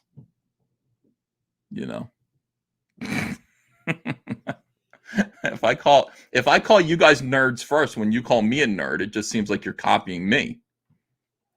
No, I called you a nerd first. So look at this. 3XL, 38 people purchased 3XL so far. I love you guys. Appreciate it. Thank you so much. We've got all sizes here from XS all the way. Look at that. Only 3 people. This was 25 original. 3 people are extra small. I think Charlie's London is like one of them. She just told me she was 5 feet tall. Anyway, you can purchase the Cyberfrog t-shirt with Dale Keown art while supplies last. And the link is in the description. Make sure that you do not miss out. These shirts are so nice. They're very, very, very nice. And I'm only going to do 1 round of these because we've got the Salamandroid shirt right around the corner. Right around the corner. Why am I so dyspeptic today? All I did was eat 1 orange. I woke up, I ate an orange. And I'm like, come on now. I've barely eaten anything. And I feel very... I don't know. Let me see what you guys are saying here. Retaliatory fat shaming, says Death Metal Hero. Yes. Eat something, Ethan. You're grumpy. How can you not be grumpy at this? How can you not read this and just go, what is going on? Why do they keep hiring these people? What is it about SJWs? I mean, I feel like they exploit some kind of human weakness. Where you want to please, there's a certain kind of person who wants to please the person that's screaming at them. And so, you can shame your way into a job in comics by going, maybe you haven't grown up, but the comic book industry really needs to grow up. They're putting women in refrigerators right now. Do you know that? There are women who are in bikinis and have big boobies. What is this? What year is this? 1950? Is it 1950? Oh, I wish it were. 1950, what a great year. Yeah. It's not 1950, it's 2021. You've got these people, and then they find their way into these jobs, and they just abuse the customers. And what? I mean, they basically completely cuckolded the executives of these corporate. I mean, you sit there and you watch this, and you don't fire these people. You don't sit there and go, you can't talk to... Look, our magazine is selling 200 copies a month. You've insulted 83 of our customers directly on Twitter, directly to their faces. We are now selling 117 copies a month of our magazine, and it's got to be your fault because I didn't say shit to the customers on Twitter. I didn't say nothing to them. Now, if the guy from Heavy Metal Magazine, the executives of Heavy Metal Magazine should be like, I'm from Jersey. Like that. Take them and go, I'm from Jersey, Twitter handle user.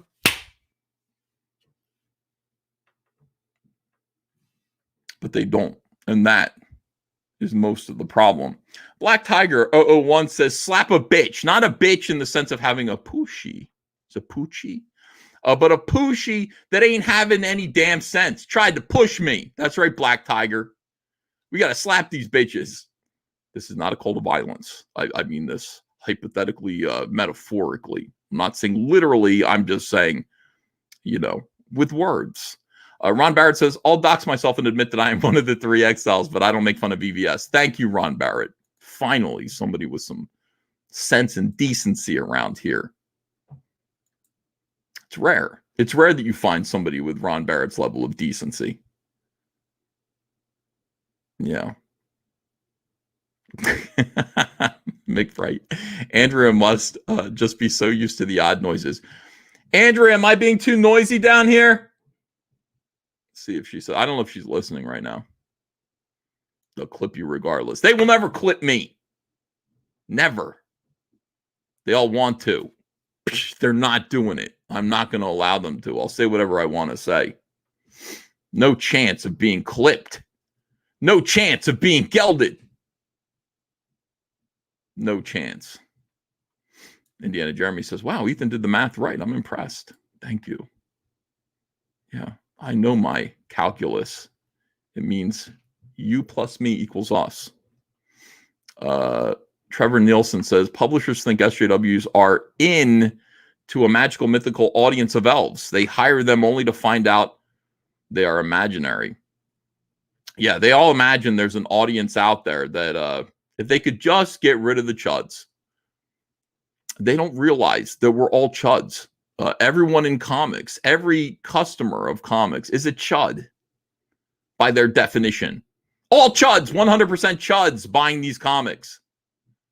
People who are calling other people chuds are chuds. Comicsgate are chads, though. We're chuds and chads. EVS math is not as good as Steiner math. It's close, though. Jason Smoot says 1.4 people watching EVS. 1.4 thousand people watching me have a nervous breakdown over Heavy Metal Magazine. It is true. There's an audience for that. 200 Watt Studio says, read my super chat you just missed. Please! I will. Let me go back and read some super chats and see what you guys are saying. I'm not afraid of you and what you have to say about me. Not afraid. Why would I be afraid? You guys like me a lot. You guys would never say mean things to me. You would never call me fat, homosexual. I trust you. We have a special thing together. Peppermint Oil Capsule says, since your color zine has been bootlegged by the Chinese, why not release an official version of it so the fans get a real copy and you got paid for it? What color zine got bootlegged? What color zine got bootlegged? Oh, you mean Warts and All's Frogapalooza zine? Well, I mean, the fans that ordered it are going to get it, you know? It's on its way. But I'm not going to release I don't think I'm going to release another version of the Cyberfrog Frogapalooza zine. I can't picture me doing that. I think that one and done. It's garbage. I keep telling you guys, the Cyberfrog Frogapalooza zine is just shit. I did it because I felt like I needed to for the sake of completeness. But you guys said, warts and all, we need you to release all the old 90s Cyberfrog books. And I said, I don't want to. And you guys said, we want you to, though. And I said, I don't want to. I don't want you to read that. And you guys said, please do it, you dummy.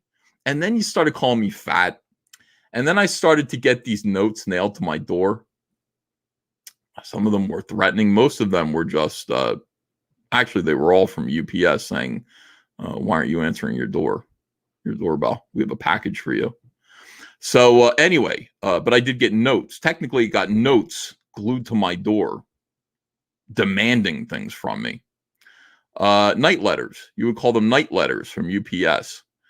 And anyway, so I took that very seriously, and I made Cyberfrog Warts and All, which is a collection of the 90s Cyberfrog comics. Just whatever, It's a good book, though. It's very complete.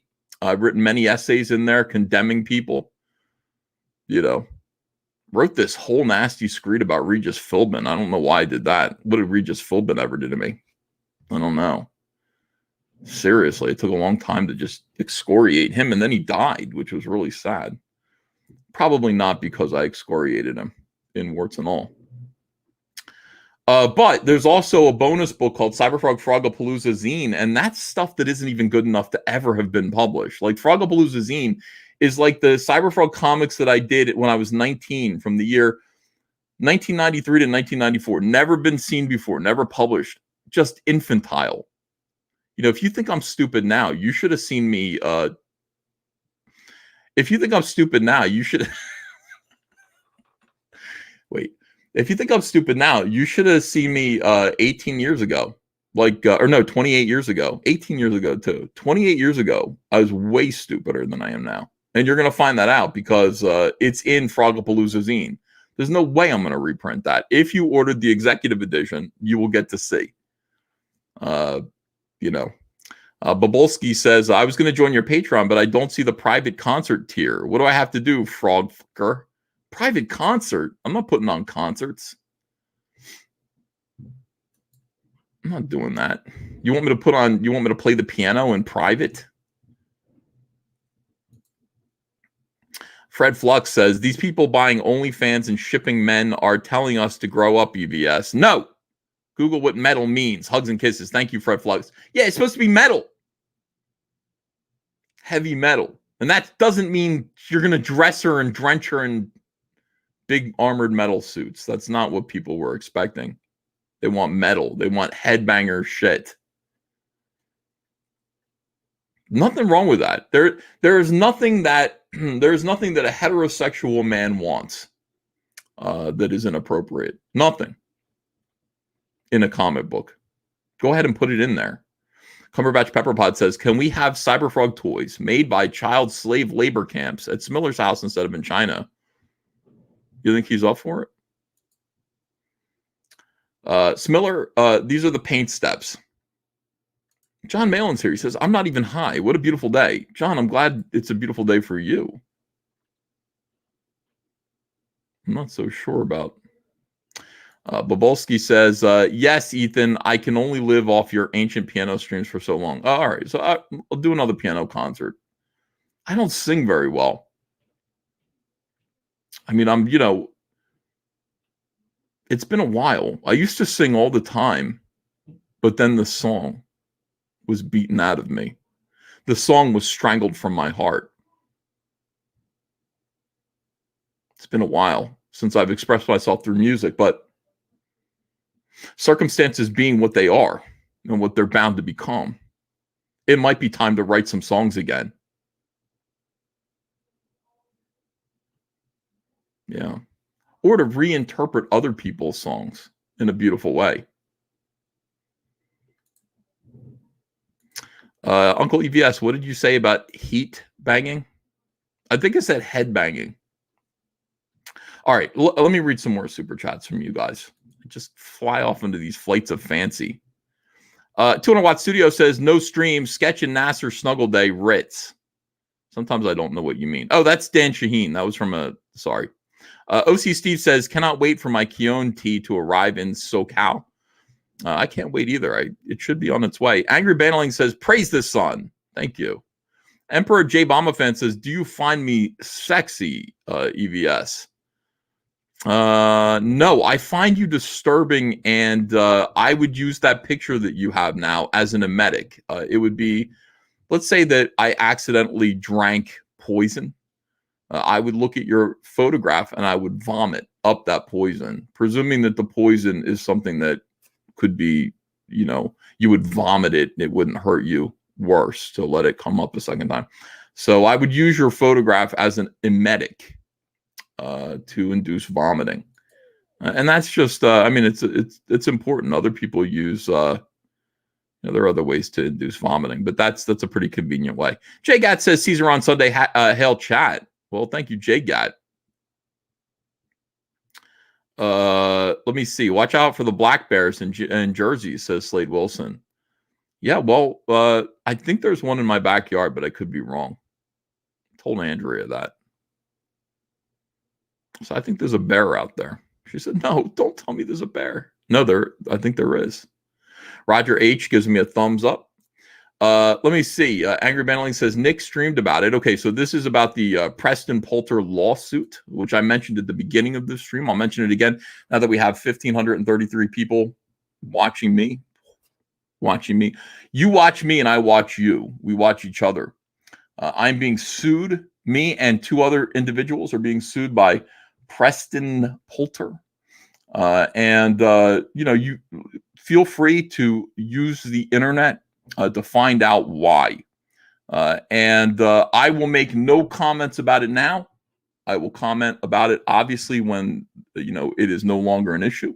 And then we'll talk about it. But until then, I will not be a source of commentary about it. I will be like this, but feel free to do all the research. I guess Nick Rekieta streamed about it. The filing is up there. You can read it. The judge responded. You can read that too. And I'm sure this week is going to be like a little back and forth happening. Feel free to entertain yourselves with that. Obviously, if you're a YouTuber, feel free to make videos about it. That's kind of what this is. But you're not people who will come to me in the future. I'm warning you, if you say, "Hey, Ethan, what about this aspect of it?" I will say, no comment. I have no comment at this time. And that goes for the media too. When the New York Times undoubtedly comes to ask me about it, I will say, I have no comment at this time. No comment, no comment. Please be nice. No comment. All right. So it's just, I warned you guys about all this stuff up front. But again, feel free. This is all whatever. Talk about it. Let me see. Emperor J. Obama fan says, I had to get a 2X for my giant breasts. Yeah, I would say if you have enormous breasts, get a 2XL Dale Keown t-shirt. Val S. says, we should all help EVS with his legal defense fees.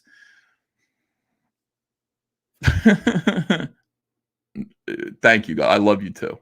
Emperor J. Obama fan says, would you fit on Cyberfrog the Ride EVS? We already talked about that. The answer is yes, because I would make it specifically for Fatzos, because I see how big you guys are by the number of 3XL t-shirts that are being purchased from my eBay.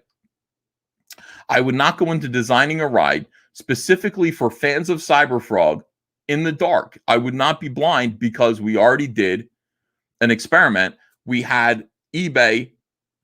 We had many different, I can see who's buying what, and I can see that most of you like to eat food. And so do I. I like to eat food too. No judgment, but I'm just saying I would design the ride. I would make it for heavier gentlemen and ladies. Heavier ladies and gentlemen would be, would have fun on the ride. I'd make sure that you were not humiliated and denigrated just because you wanted to go on Cyberfrog the Ride. I would be an activist about it. I would make a point of it. I would say, I do not want my disgustingly obese fans to feel denigrated, to feel humiliated. I don't want any of them to feel uncomfortable on this ride. I don't want Cecil with his fat ass to feel like he doesn't belong here. And that would be my goal. That would be my agenda. All right, let me read more super chats from you guys. Thank you for Loch Ness Yoshi says, thank you for being talented, not an SJW. I'm so tired of discovering everything I love is made by slimy SJW hacks like Neil Gaiman. Well, it's Neil Gaiman, not Neil Gaiman. Singular, not plural. Neil Gaiman. I don't know what happened to him. I'm really upset. What can I tell you? He used to be cool. He was Mr. Cool in the 90s. He wore his sunglasses indoors, and black leather jacket. I said, I wish I could wear my sunglasses indoors and have a black leather jacket. Do I have a black leather jacket? Hey, honey. Michelle's going to get Andrea. I need you. Do I have a black leather jacket? Could you find me one and a pair of sunglasses? I mean, I couldn't do this in the 90s, but I'm rich now. I can, if I could easily be as cool as Neil Gaiman. We'll see. No, I have a spiky jacket. I'm just talking about a regular black leather jacket. I gave them away? I didn't mean for you to hear that. I didn't mean for you to hear about my generosity. That happened accidentally. Andrea just said, no, I would wear one, but I gave them all away to the homeless. Whoops. How embarrassing. How embarrassing that you guys know how kind I am. Well, I mean, yeah, I look at homeless people and I go, the one thing you're missing is a look. We need more homeless people to dress like the Fonz. And that's probably why I did that, because I care. I care. I do care, The fuck is my leather jacket? I gave it to some fucking bum. Babe, did I really give my leather jacket to some bum? You weren't meant to hear that either. Shit. One step forward, two steps back with my reputation. Terrible. Absolutely terrible. Not a bum. Okay. Thanks, babe. Not a bum. Not anymore. Secret of the pros. Fat guy.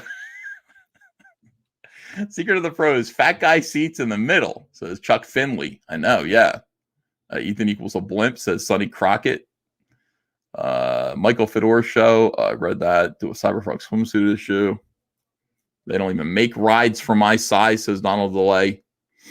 Let me see. I know, Donald. I mean, Donald DeLay. They don't even make rides for my size. That's because usually you're pulling the wagon. You know what I mean? Like guys like you and me are usually pulling the ride. We're not in the ride. Ghost of a Flea says, EVS, your face is fat, but still love the stream. Thank you, Ghost of a Flea. Appreciate it.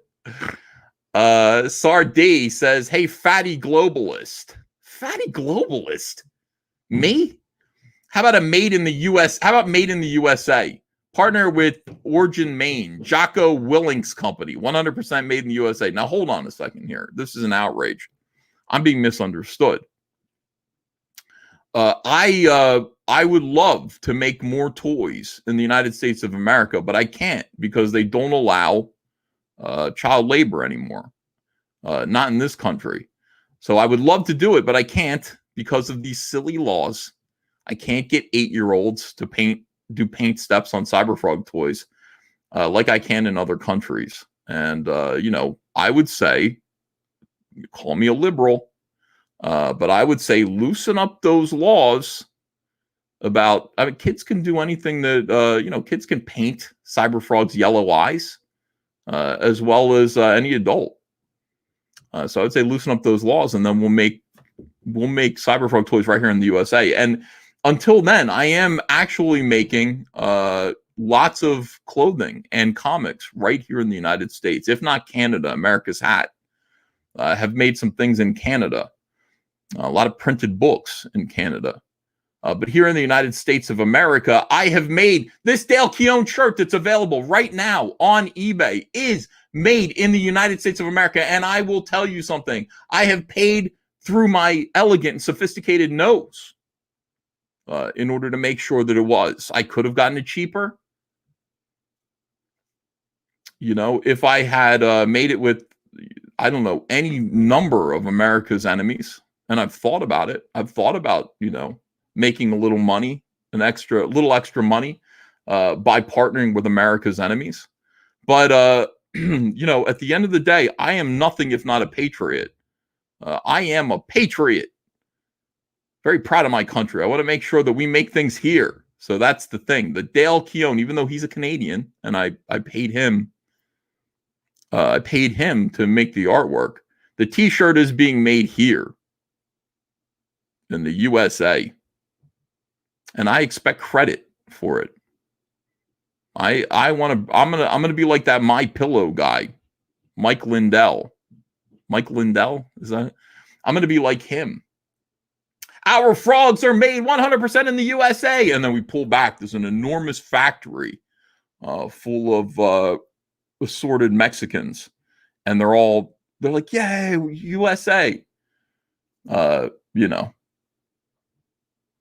All made in the USA, and they're all these undocumented workers that are working in my factory in the United States to make sure that we get your stuff to you. Frog toys.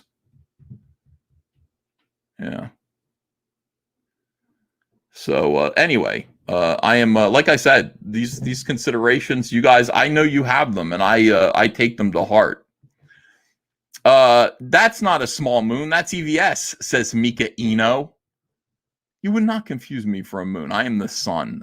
Aaron Olson says, when I see the emerging indie comics publishing company, all caps, Splato, Allegiance, Arts, and more, I find it hopeful. What comes next? Crossovers? Yes, but, or maybe if is the answer to that question.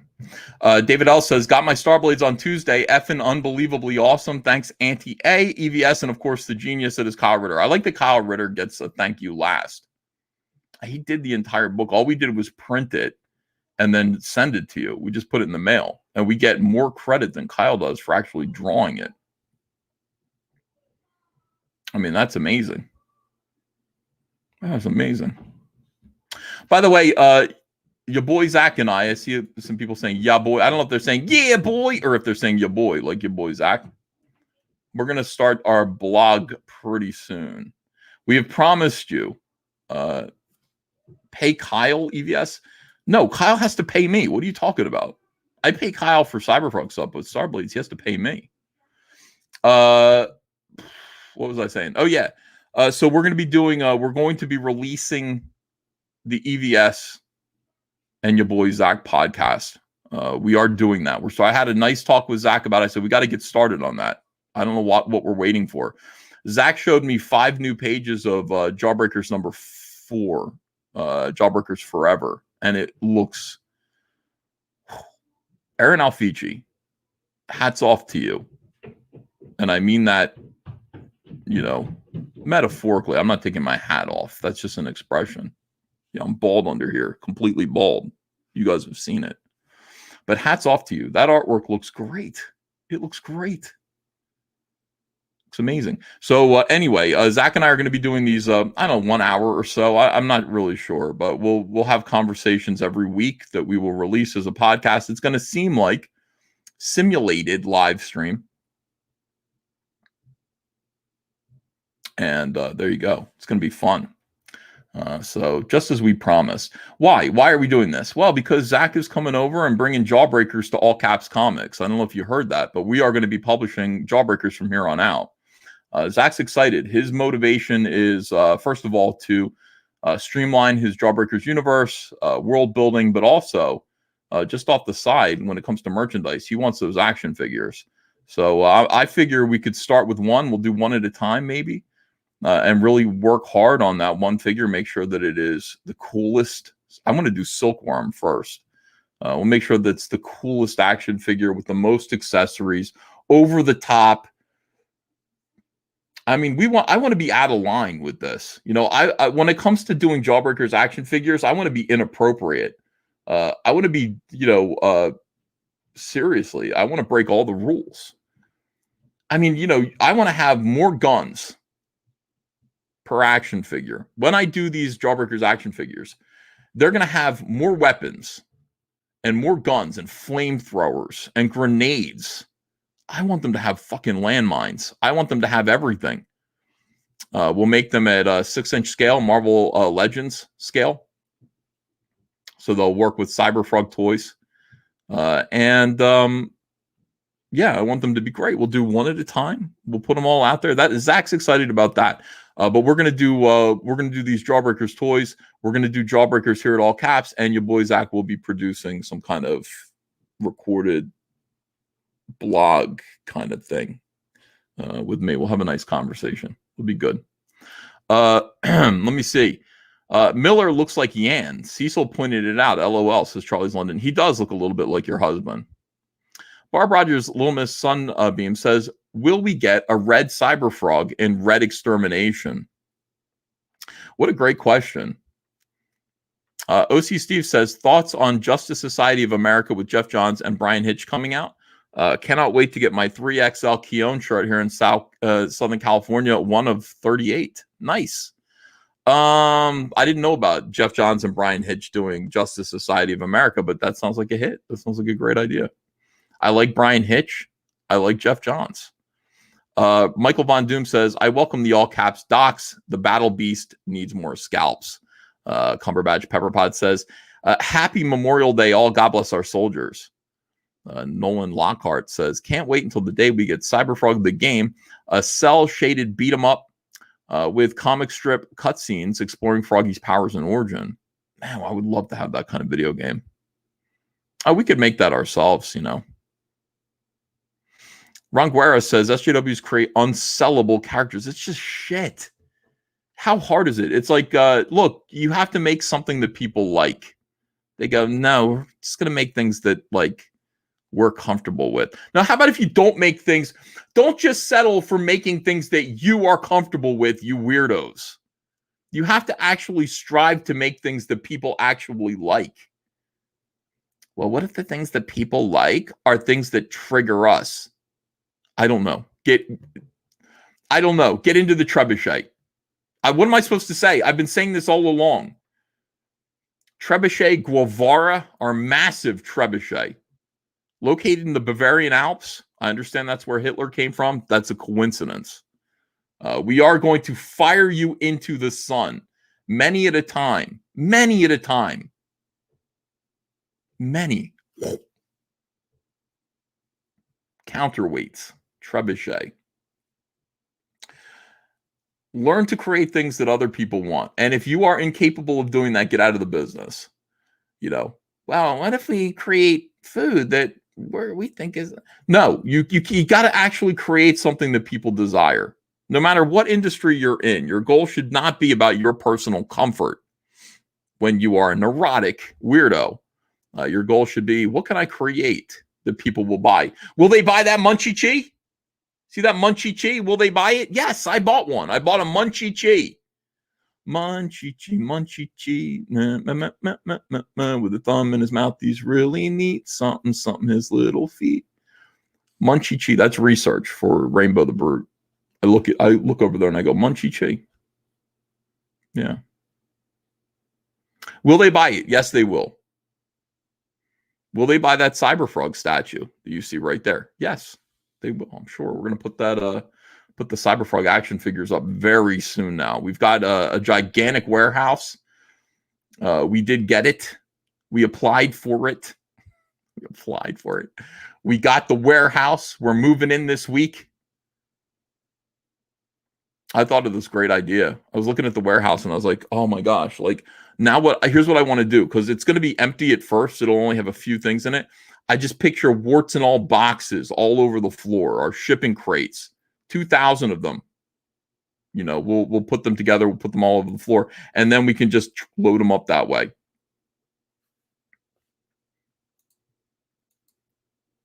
No, I'm here. I haven't lost anything. Believe it. Exactly the same as I've always been. All right, hold on a second. Let me get back to these super chats. SJWs don't understand canon. Well, maybe they'll understand my trebuchet. Oh, you mean canon? Like, maybe they will understand trebuchet. Thank you, Cumberbatch Pepperpot. That is correct. Perfectly stated. Your Ultra Costa says, EVS, thank you for the stream. It's my birthday today. Happy birthday. And since I'm another year old, watching you make me feel so much better, seeing that I'm not gray, bald, and fat as you are. So thanks for the gift. Happy birthday to you. Captain Chokeout says, my Spider-Man drawing is better than this art. Fraud79 says, best friend in the ICU due to COVID. Father might lose a leg. All caps and company keeping me laughing. F the mainstream. F COVID. Inhale the motherfucking chat. For all the fat pie shaming, back cash grab final day today. Thank you, Fraud79. And, you know, I tell you, our prayers to your best friend and your father. Josiah Haynes says, I thought sexy dames kicking ass in bikinis was the whole selling point of heavy metal. Yes, it is. Go watch Heavy Metal Fire and Ice. Go watch the animated movie. Frank Frazetta. Go watch that. It's on YouTube. You can watch it for free. You want to see what heavy metal is supposed to be? Coverbatch Pepperpot says they need heavy metal for human-robot fornication. Timothy W. Haskins II says heavy metal was bought by former DC people a couple of years ago. This is why I suspect. Comics Kid says, yo, EVS, you are awesome. Just wanted to say thank you and Jeff Johns, for all the great comics over the years. You guys got me into comics. Would you ever do another DC comic if Jeff Johns was involved? See, no, but not because Jeff was involved. I will never work for DC again. But if Jeff Johns wanted to do something indie for All Caps Comics, yes, in a heartbeat, of course. Ron Guerra says, Caddy Daddy runs heavy metal. Caddy Daddy. Caddy Daddy's awesome. Aaron Olson says, heavy metal is where I first saw Paolo Iliteris Serperieris. God, don't do this to me. Druna, not safe for work. Can you imagine today's heavy metal publishing his work or Milo Manera? Now, Milo Manera, I know. No, they wouldn't do it. Milo Manera has already been persecuted by SJWs just for showing the supple, heart-shaped buttocks of Spider-Woman in a painting. Milo Manera draws beautiful women with tiny microscopic noses. Phil Morris says, theme and auction with Comicsgate around this character and do her in her traditional garb and in sexy poses. Middle finger to them. It's a thought. Eric McIntyre says, fat. You. He's trying to say I'm fat. Twitter Trash says, Pablo on the bottom, Geode on top. I ship Pabloed. What a great idea. You just put a rock on Pablo Hidalgo. Call it shipping. Tom Tuttle, hey, how you doing? Says, remember when 2004 era liberals mocked John Ashcroft for covering a naked statue? 15 years later, and they're the Ashcrofts. What a bunch of Ashcrofts. Antonio Cardinha says, Hail Caesar, there's nothing worse than a slimy hippie nudist. Yeah. Drew with Comics Elite says, heavy metal is easy listening now. Ron Barrett says, I'll dox myself and admit that I am one of the 3XLs, but I don't make fun of EVS. Let me see. 200 Watt Studio says, we order 3XLs because you wore 2XL. We want to be comfortable, not look like two pandas fighting in a satin pillowcase like you. Trevor Nielsen says, publishers think SJWs are an in to a magical. Oh, I read that one. 200 Watt Studio telling me to read a super chat that I missed, and I think I did. That was making fun of me for looking like an enormous animal in a shirt that's too tight for me. Let me see what else here. I always make sure to read your. Bobolski says, I was going to. Oh, I read that one. These people. Oh, Fred Flux says, these people buying OnlyFans and shipping men are telling us to grow up, EVS. No! Google what metal means. Hugs and kisses. Let me see. Jabba the Coach says, I'm joining in on Preston Pooper's lawsuit. Okay, Jabba. Just what I need. Another knife in the back. Cumberbatch Pepperpot says, can we have Cyberfrog toys made by child? Oh, okay, I read that one. What are we waiting on? Trevor Nichols says, what are we waiting on for Warts and All Executive Edition? My buddy whose first Comicsgate purchase was this is haranguing me for answers. Trevor, tell him that we're waiting on the trading card binders, which docked 4 days ago. So we should be getting them this week. I believe we will be fulfilling Warts and All this week. And I'm telling you, the Executive Edition boxes are going to be fun as hell. I forgot all the cool stuff that's in there. There's so much stuff in the Warts and All Executive Edition. Slash and Burn Theory says, can we buy that banner on your wall? That banner is fan made. So I wouldn't sell it. The fan made it for me. Whenever anybody sends me anything fan made, Cyberfrog, I keep it and hang it up. Bonesy Jonesy says, the fans to heavy metal. I'm not going down on my knees, begging you to adore me. That's a little Depeche Mode song there. Nerdy Girl Creates says, so in this week's news, besides the Neil thing, are trying to cancel the Bucky Barnes actor and demand Mark Hamill put pronouns in his bio. I'm surprised Mark Hamill doesn't already have pronouns in his bio. I'm surprised he hasn't already done that. Is he going to do it? He will do it. Why wouldn't he do it? Nerdy Girl Creates says, are we getting those Starblade shirts? Yes, I think so, but Kyle will be paying for them. So it's Kyle's thing. I said, look, I'll ship them, but it's your responsibility. Mr. Joker 1128, thank you for the super chat. Donald DeLay says, how dare you make accurate statements about me? Ranford Crone says, keep up the greatness. Nothing can stop, all caps. Plague Warrior 1 says, afternoon, Pie Man. If you're ever down here in North Carolina again, you should look up Baked Pie Company, best pies ever. And you get pie-flavored ice cream. King KDI says, have you sent the member cards to the UK yet? I think you heard Andrea earlier in this stream talking about how they are going out. I think they're going out today. We sent a couple of them out, and I'll be honest with you, I don't know all of the circumstances of that. When I talk about it, Andrea, I go, what, can we just send them? And Andrea goes, they're going to get sent back to us, or they are going to end up costing our customers a lot of money in fees. So we have to wait. But I think she's saying that they are going out. Aaron Booth says, what is the next Indiegogo campaign and when are you launching it?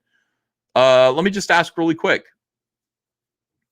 Next Indiegogo campaign could either be the Heather Swain statue or the Cyberfrog action figure line, Cyberfrog Heather Vespis. In order to get everything on the campaign, on both campaigns, I think the Heather Swain statue is going to be $400. And the Cyberfrog toys, I think, are going to be $50 each. So let me just ask you guys in the chat. There are 1,559 people watching. What do you prefer? If you prefer the action figures, give me a 1. If you prefer the statue, give me a 2. We're going to do both of them, but what do we do first? 1 is the action figures, 2 is the statue. What would you rather see? I'm going to watch the chat and see what you guys say. Because I will listen to you guys. I always listen to my customers. Look at that. Look at the 1s. That is a lot of 1s. You guys want those action figures. I don't blame you. The action figures are gorgeous. I mean, they're really beautiful. All right. So we'll do the action figures. I think, the action figures are going to be $50 each. I think the Vespis is going to be $100. Maybe we'll make a kind of 2-pack of Vespis. Yeah, it looks to me like you're saying 1. Don't worry. Those of you who are typing 2 in the chat because you want the Heather Swain statue, we will do that directly next. I want to get this stuff done this year. So, let's get the action figures up there. Pretty excited. Yeah, the Vespis is so good, man. The Vespis is so good. Unless I can date it, I don't see the point of the statue. I'll maybe do a Twitter poll too. Yeah. Aaron Booth says, when? Like in a month. Let me get it together. People are saying, what are you charging more than McFarlane? What did McFarlane charge? I can't remember. Yeah.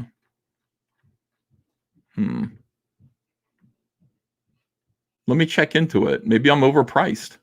How do I know? Tiny Baby Slaw says, can you make 1 12 scale toy so they match with most popular toy scales? They're going to be Marvel Legends toys. These action figures are going to be 6 inches. So let me see. What are you guys saying here? McFarlane charged $10. I can't. If McFarlane charged $10, God bless him. We can't do it. No, he did not charge $15.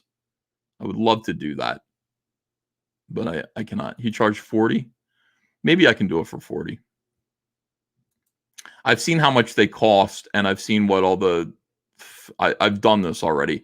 I've seen what it costs to make toys and to get them. It's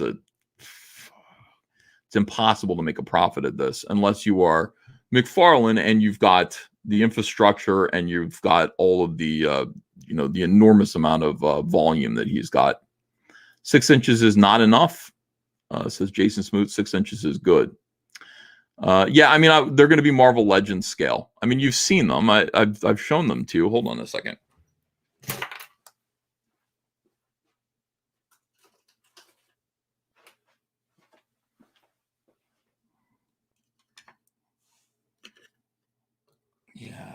Yes.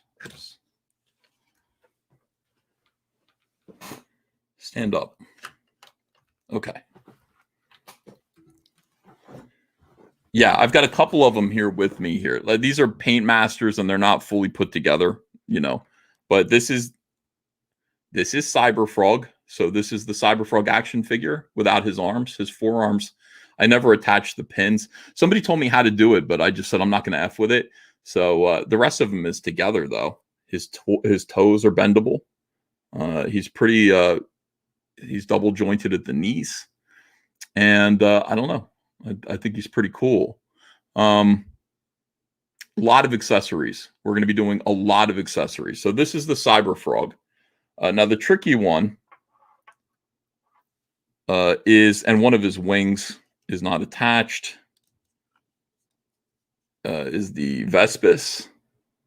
As you can see, he's going to be multi-jointed. He has antenna too, but they're not attached right now. Big sharp stinger here. And he's going to, he's going to be able to sting. So this is, more or less, this is the scale so that you can see what they look like. So, let's see, so much fun. You can see this is accurate. These two fighting together. That is the proper scale for all this stuff.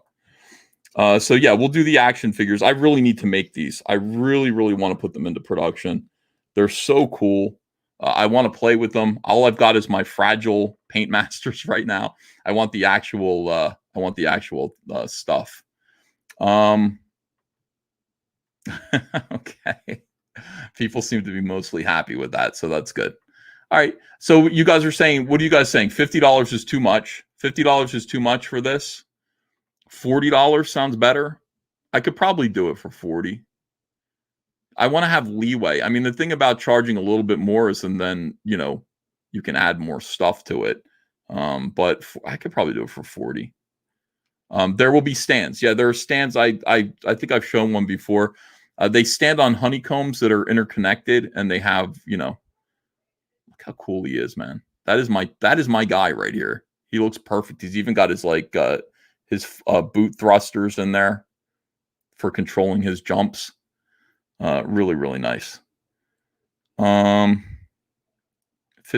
is fair for limited figures. 50 is fine. I don't know. People are. I want to be able to. I'm not McFarlane. McFarlane's been doing this for a while. 40 is better. People are saying. Let's split the difference and make it $45. But yeah, I just want to make sure I have enough money to do it right. I don't want to F around. That's the only thing. $60 with free shipping. Bigot. Free shipping. $60, but look, we're going to ship it for free. You're ignoring the 140s. No, I'm not. I'm looking at everybody. Let me see. 40 people are saying. 40 with accessories. 50 is a lot unless tons of accessories. Yeah, he's going to have 2 extra trade out heads. He's going to have a bucket of chicken. He's going to have a bunch of trade out hands. He's going to have weapons, you know, stuff like that. I could do it. I could do $40. Would shipping be comparable to the Salamandroid figure? I don't know yet. I haven't considered that. But the thing about it is that, you know, also, and I've got the sculpt, I've got the digital sculpt for Salamandroid, the action figure, you know, not to scale with this. He's going to be 18 inches tall. So I've got the sculpt. I haven't put him into production at all yet. Like I haven't printed him. I have not made paint masters, you know. I haven't broken him down and articulated him, but I've got it. I'm ready to go with Salamandroid that matches this. And the Salamandroid is going to be cool because I want him to be standing up. He's got to be able to stand up and then hunch over. He's got to be like articulated like a mofo. I want his tail to be, I'm going to try something different. I want it to be multi-hinged instead of just a wire in it. He's just going to be really good. I think I have to do him by himself, though. I think I have to do a whole campaign just for the Salamandroid and see how it goes. But I mean, our quality is going to be perfect. Look at his eyes. Look at that. Beautiful. Super, super detailed. Great paint. All that stuff. All right, you lay down here, pal. There you go. Yeah. So we'll do Salamandroid next, but I want to get these characters done, and then we can move on to villains. And all that stuff. Yeah, Salamandroid is going to be expensive as F. So, you know, maybe we should take it on the chin a little bit with Cyberfrog and Heather. All right, let me see. Your boy is good about responding, appreciating to pics of fans receiving books, says Mad Rad Fam. Yeah, I am too. I retweet them. I love when people show me that they've gotten their packages. Ranford Crone says, thanks for being an American patriot. I don't mind paying a little more for products if they're made here in the United States. All caps forever. You bet. Mr. Joker 1128 says, when will the Cyberfrog toy campaign be launched? Your toys need to be able to break Star Wars toys, says Clint Matthews. Yeah, so let's do that in like a month. You know what? Let's do it. Let's say we're going to do the toy campaign in a month. I need you guys to save up a little money. I need your support. You know, there are a lot of things that I could do without, you know, I can just kind of make them in advance. I've got enough money, enough capital that I could make a comic book by myself. But when it comes to making the toys, I need your support. I will remind you, let's, you know, show you stuff along the way, but we should launch this in a month so that we can get it underway. And man, I really hope it works. Traumadeus and Rumblebee 2-pack. Of course, we could do stuff like that. We could totally do stuff like that. All right. We'll get there. Any chance of getting Brand under all caps, says Clayton Monk. Look, anything's possible. Anything is possible. Zayd Comics says, pissed at Heavy Metal. I ordered some books from them last month and still haven't gotten them. Poor service. If you want respect, go Comicsgate all the way. Back Magic Cop 2, our third Comicsgate book. Thank you. That's Magic Cop 2. Skip Edwards says, will you reprint the first Jawbreakers books? Yeah, I'm going to do it if Zach says yes, and I think Zach is saying yes to that. That's just free money. We should definitely do that. MR Gad says, Ethan is all about Hot Girl Summer. Whatever Hot Girl Summer is, if it's literally, I don't know what it is. You keep saying that. If it's about a summer where there are a lot of hot girls, and I'm just looking, but, surreptitiously, and treating my wife with respect in the process, then sure, I'm all about Hot Girl Summer, whatever it is. Let me see. Hot Girl Summer. Eddie Winkler says, hey, EVS, Sovereign Wolf will be 100% fulfilled by the end of next week. Thank you for all the support. By the way, I got mine. Eddie Winkler, this campaign is incredible. I don't know how you kept any money at all. This is really amazing. He says, I'm not quite all caps level, but we're working hard to get there. Have a great Memorial Day weekend, everyone. Eddie, next time I will show what I received from you, and it's going to knock people out. Nerdy Girl Creates says, we need Moviesgate. Russell Hall says, if you like Fire and Ice, Ralph Bakshi also has some of his original animation cells for sale on his eBay store. He'll also sign them upon request. Oh, well, that's interesting. Yeah, I really did like Fire and Ice. I thought it was very inspiring. I don't usually like all that stuff, but I really like that. Will you live stream from jail? Says Basic Cable. Yes, I will. Also, fulfill Rack Planet before you go in. I'll do my best, but, justice system is fast. They say justice is slow, but it isn't. It's really fast, You do go straight to jail.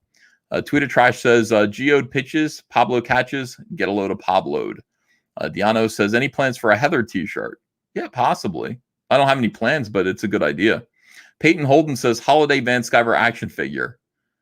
My dad, they're making a movie about my dad.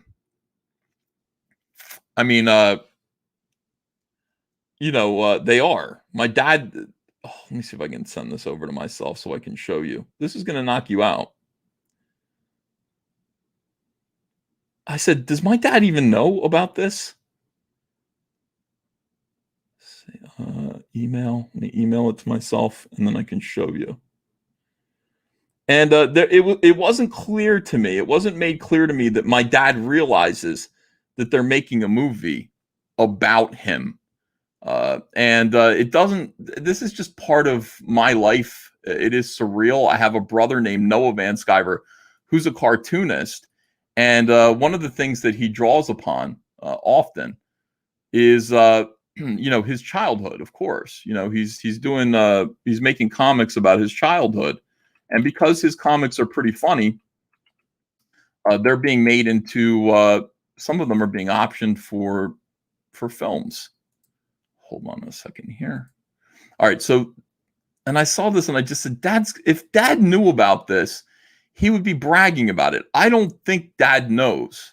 And Noah said, it's funny because I mentioned it on Facebook and he hit like on it. I said, there's a guy portraying him. The movie's called The Lizard Laughed. This is my dad. This is an actor portraying my dad very well, in fact.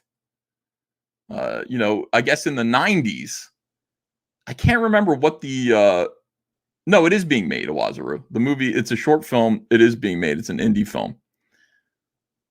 I don't remember what the story was about, but this is a guy portraying my father in the 90s. And I said, Noah, are you sure Dad knows? Because if I know Dad, and I do, he would be bragging about this all the time. And Noah says, I think he knows. I don't think he does know. So anyway, will there be a holiday action figure? Maybe I can partner with this film company. If the movie is a big success and people do want a holiday Van Skyver action figure, we could Hollywood Holiday. That's what he's got to call himself. He's got to be Hollywood Holiday now. He's got to change his whole thing. He's got to do that. I don't think I'm in this movie. Who was playing EVS now that James Gandolfini is dead?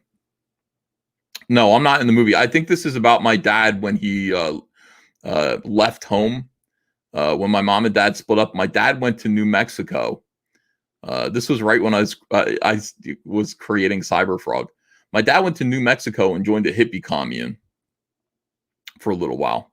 I think when you get divorced, you kind of regress to where you were right before you got married.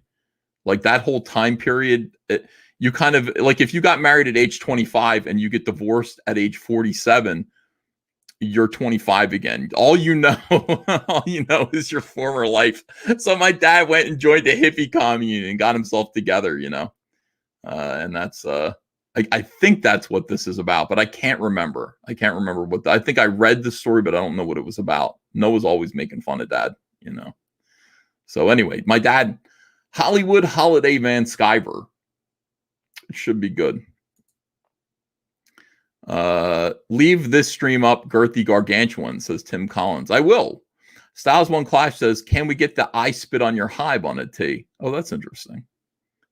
Sartcon DM says, will the Cyberfrog figure come with roller skates? Yes. Skate Man. Skate Frog. Space Monkey 0899 says, I want Cyberfrog to sound like Sonic and Salamandroid to sound like an android for when you do the cartoon. Puggernaut says, did you go over that sci-fi article of Death's original artist, Mike Dringenberg, talking about hoping that the image inspiration Cinnamon would continue to be used after her death in 2020? No, I didn't. That's very sad. Yeah. I mean, look, it's so frustrating.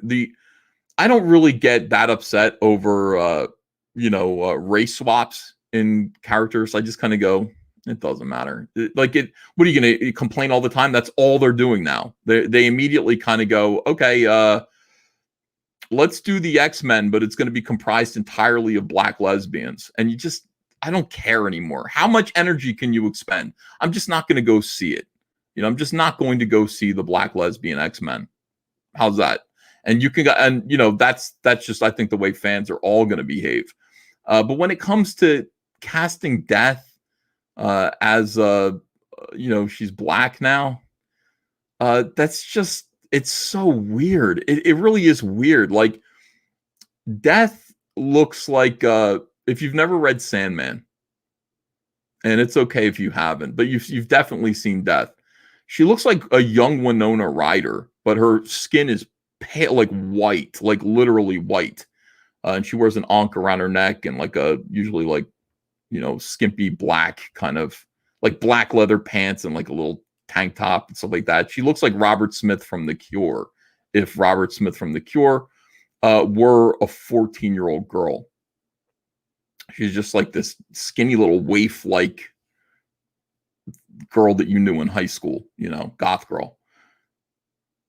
It's so hard to get that wrong, but he got it. Like, they cast it almost deliberately on purpose, intentionally wrong. They cast just a black girl as Death, and she doesn't look like Death. And and you go, why? What are you doing this for? Agenda. It's agenda, nonstop agenda. And I'm tired of reacting to it. I'm just, it's like they do this to get reactions so they can go, bigot, Nazi, you're a bigot. We're doing this to get the right people angry. Okay, you destroy this shit. I don't care. Like,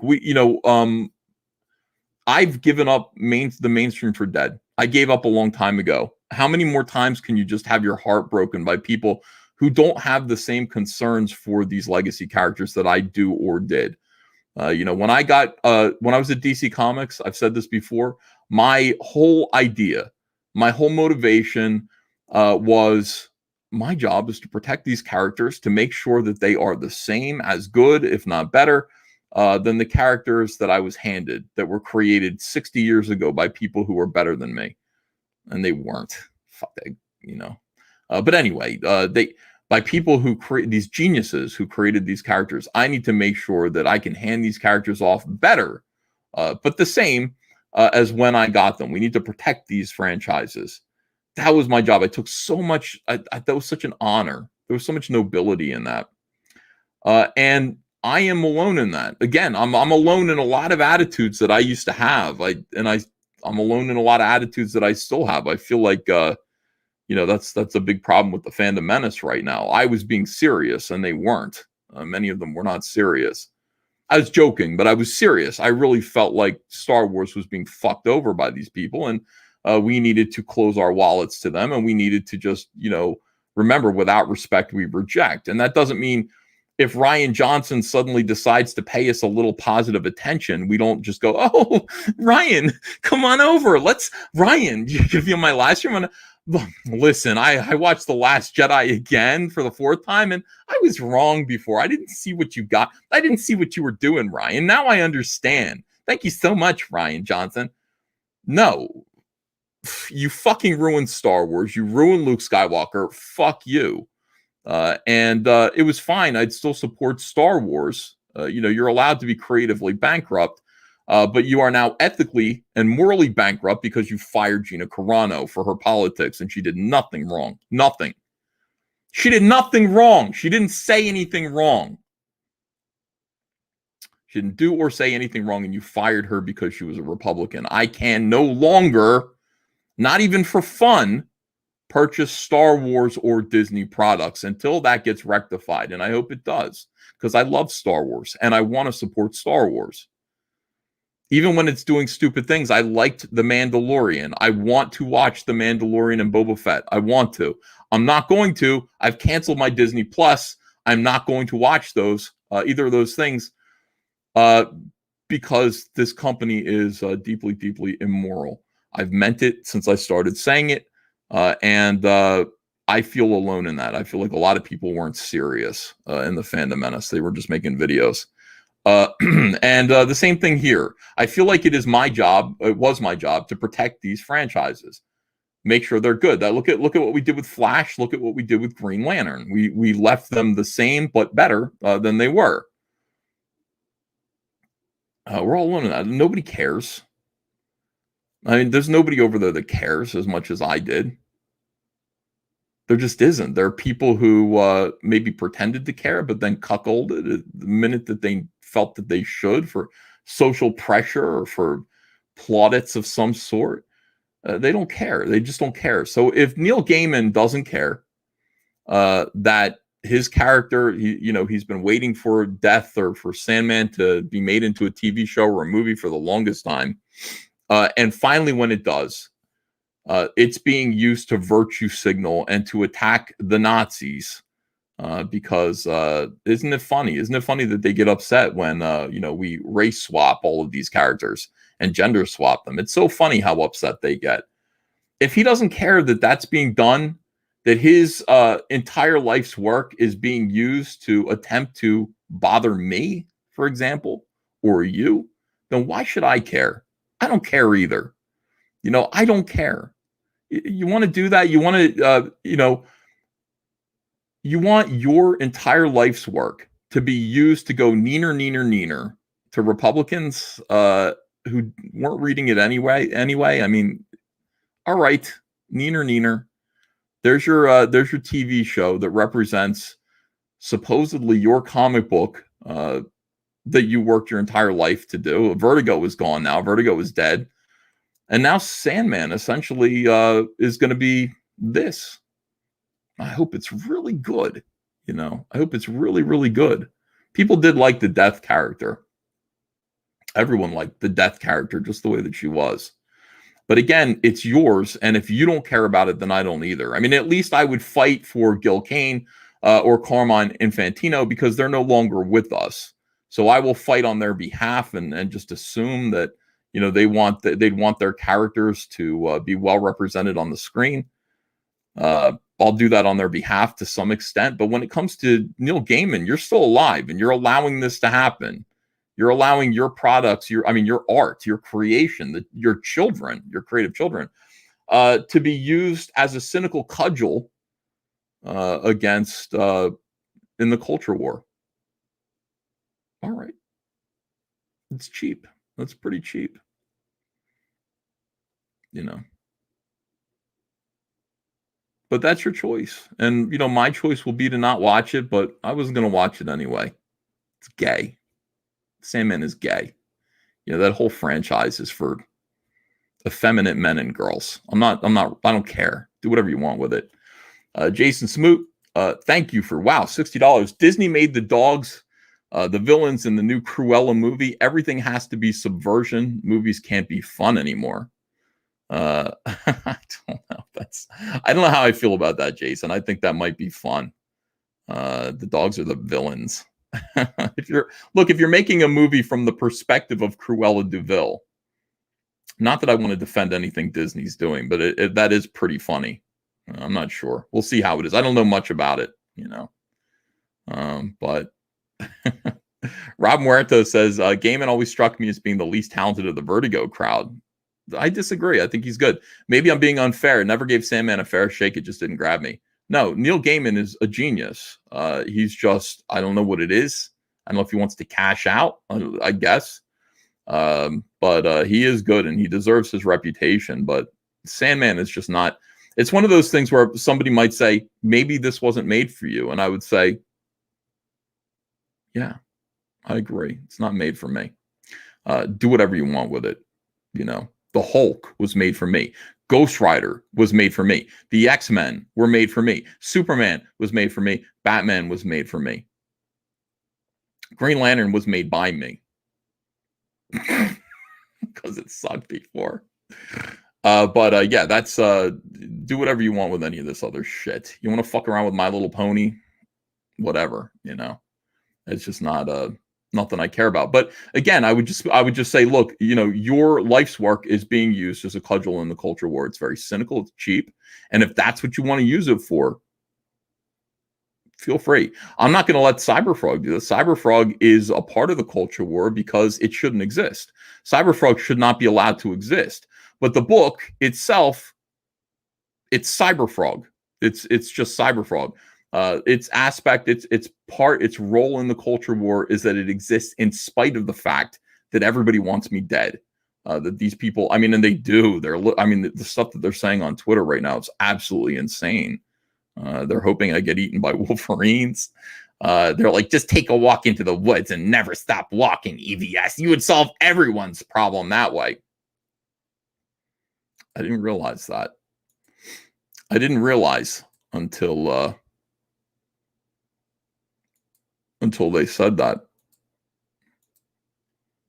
I was indeed everyone's problem. So I changed my name. I went from Mr. Van fucking Scoiver to everyone's problem. I'm in everyone's way. 500 Patreon patrons, join my Patreon. If you haven't done that yet, the link is in the description. Neil Gaiman. Oh, bless, it's Comicsgate. I thought you were all extinct. Neil Gaiman sounds like a villain. These guys all sound nuts. Everyone sounds like a villain. I thought you were all extinct. It just makes me want to be like you have these like, you know, dumb fantasies. I just want to like stand shoulder to shoulder with you guys and we all light our lightsabers together, you know. No, we're very much not extinct. We're still here. Respect your fans. No. Heavy Metal Magazine. No, we're not going. No. This is amazing right here. This one image is Comicsgate. This is Comicsgate, right? And it's amazing to see it because we described this phenomenon, but until you actually see it like this, simplified, this one exchange is Comicsgate. Why does this exist? These changes suck. Respect your fans. Heavy Metal Magazine. No. Just flat no. Respect your fans. No. We don't want fans like that. We are good. Thank you. Who is? How ass mad? How insane? It's the person running the Heavy Metal. No. Respect your fans. No. We don't want fans like that. I flat out don't care. I just want everyone to buy Cyberfrog. And if you don't like some aspect of Cyberfrog, feel free to complain.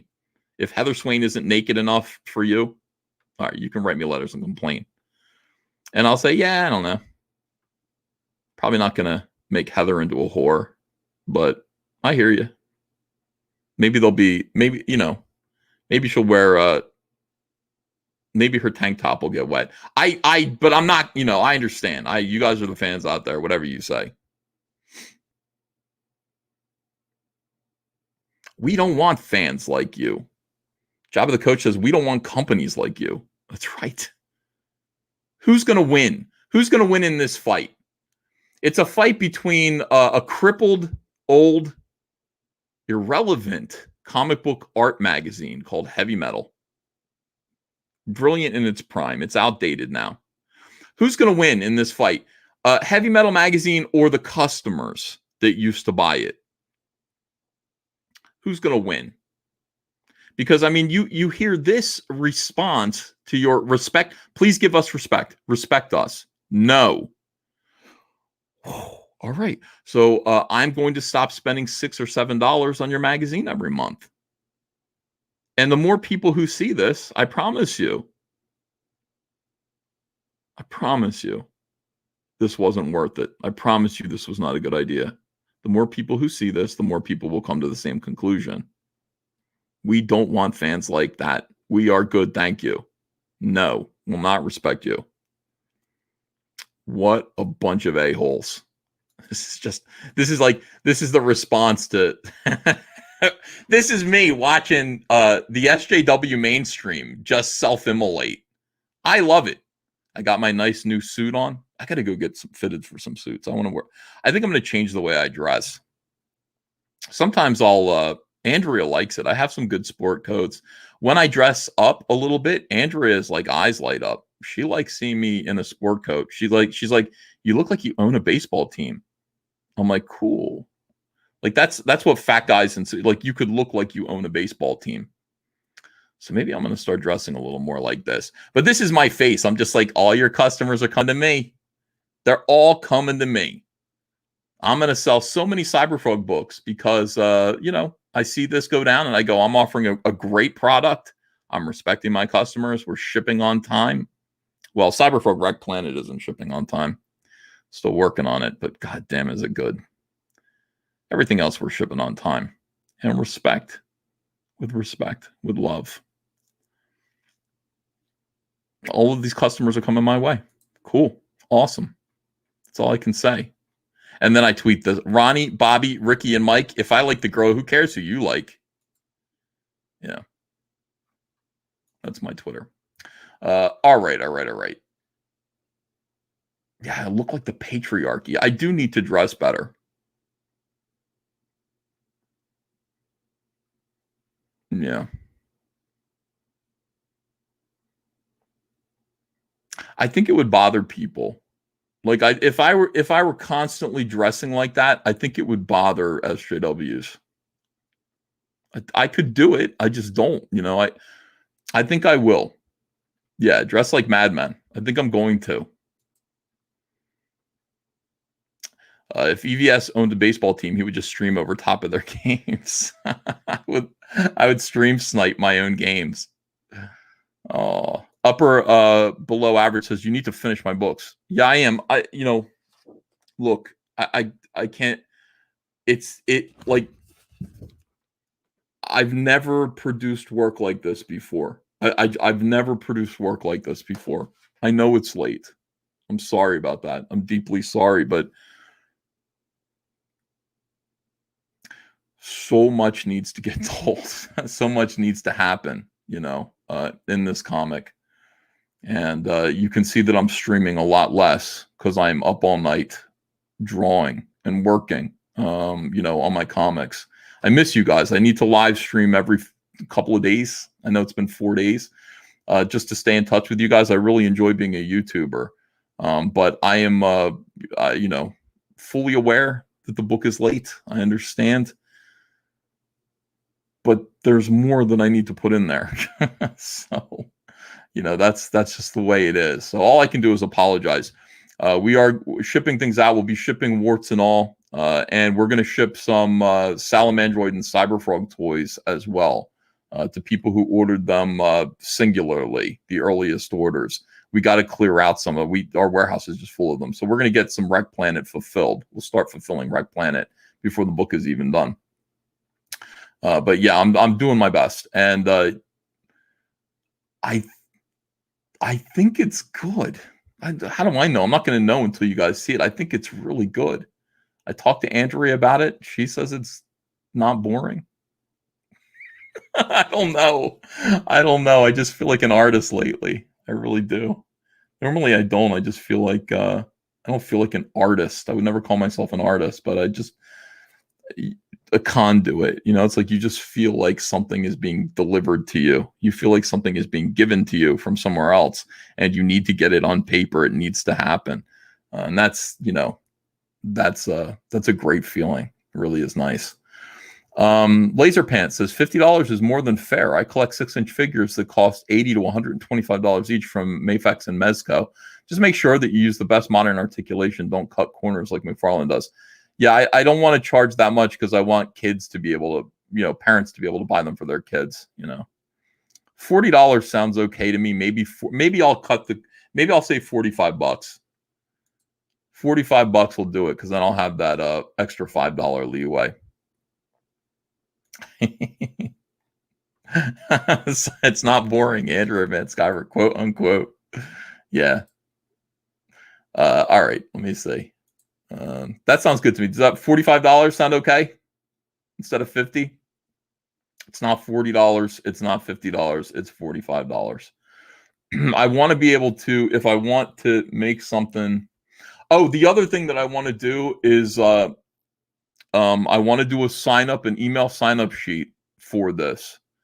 And people who sign up for the email sheet, the email list for the action figures will get a bonus thing. And I think what I want the thing to be, it's going to be not a big deal, but I love this idea.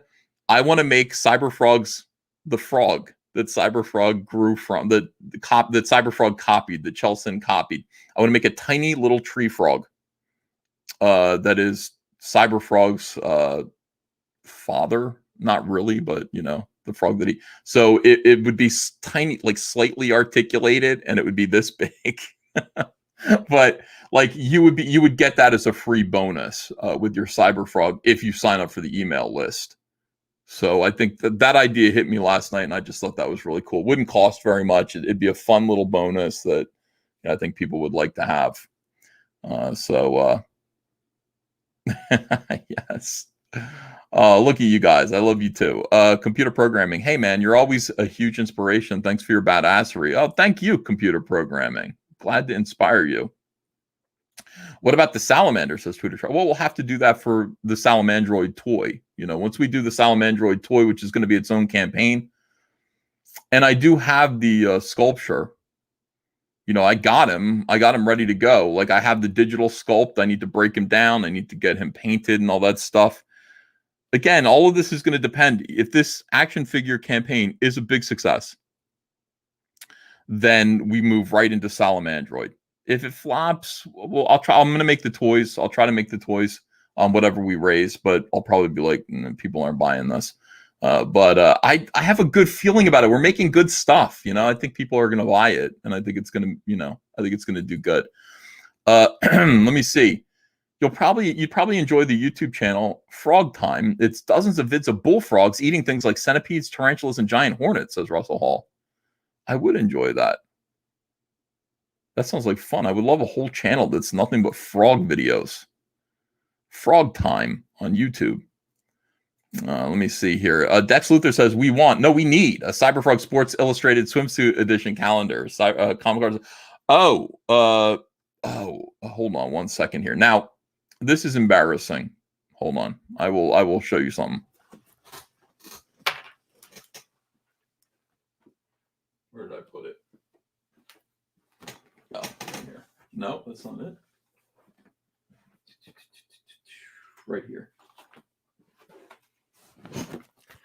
All right. So, by the way, we have hired a proofreader. So this problem that I'm about to show you should not happen again.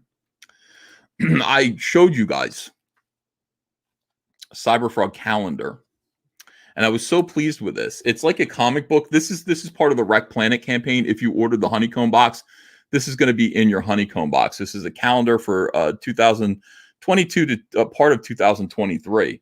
And I'm flipping through it and I'm showing you guys like how much fun this calendar is.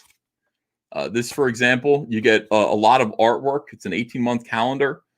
And this is December. And I didn't even notice this, but I'm showing it on camera. And then I want you to look at Christmas. If you can, let me see if I just fill the whole page. Maybe will it focus?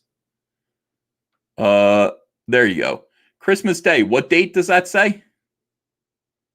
Whoops.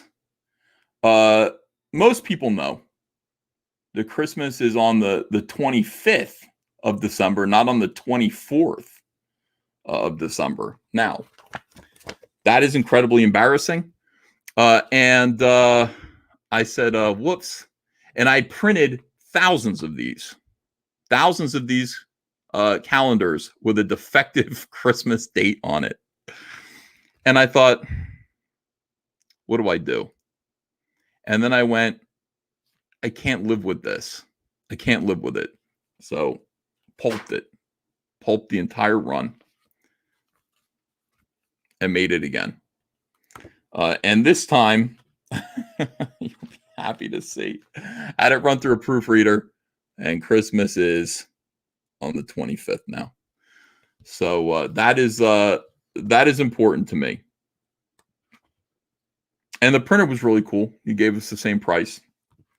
Card stock this time. So we got a better quality calendar. And this is like a calendar that you would buy at a calendar store. Initially, it was just going to be kind of a cheap throw-in thing that you would just like a comic book, a cheap comic book. But now this really feels like a calendar. And I'm grateful for the printer for working with us and just going right back to print with that correction.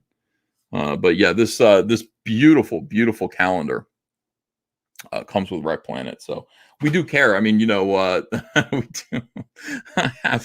I do have a whole crate of like misprints. It's like Christmas is going to be on the 24th this year. Holy cow. How embarrassing is that? So embarrassing. Waste of money too. I mean, that is the way it goes. Bring it, Metzger. You two are fantastic together. Says Crazy Mad. Oh, well, if Kurt's in the audience, hello, Kurt. I agree. I love talking to Kurt Metzger. Mostly it's me listening to Kurt Metzger, though. The guy is just a genius. Kurt Metzger is working on a story for me right now. He called me up to talk it through. And the story that he's writing, we're actually working with big writers. I mean, Kurt Metzger, big writer. He is writing for Rainbow the Brute. He's writing for the Cool Story Bro storybook. Cool Story Bro storybook is going to be fairy tales run through a toxically masculine filter. So that's the only goal. You have to take a famous fairy tale or a nursery rhyme or Aesop's Fables, whatever it is, and then just take it and make it toxically masculine. So that's what he did. He's got Beauty and the Beast and the Ugly Duckling he's doing, and they're hilarious.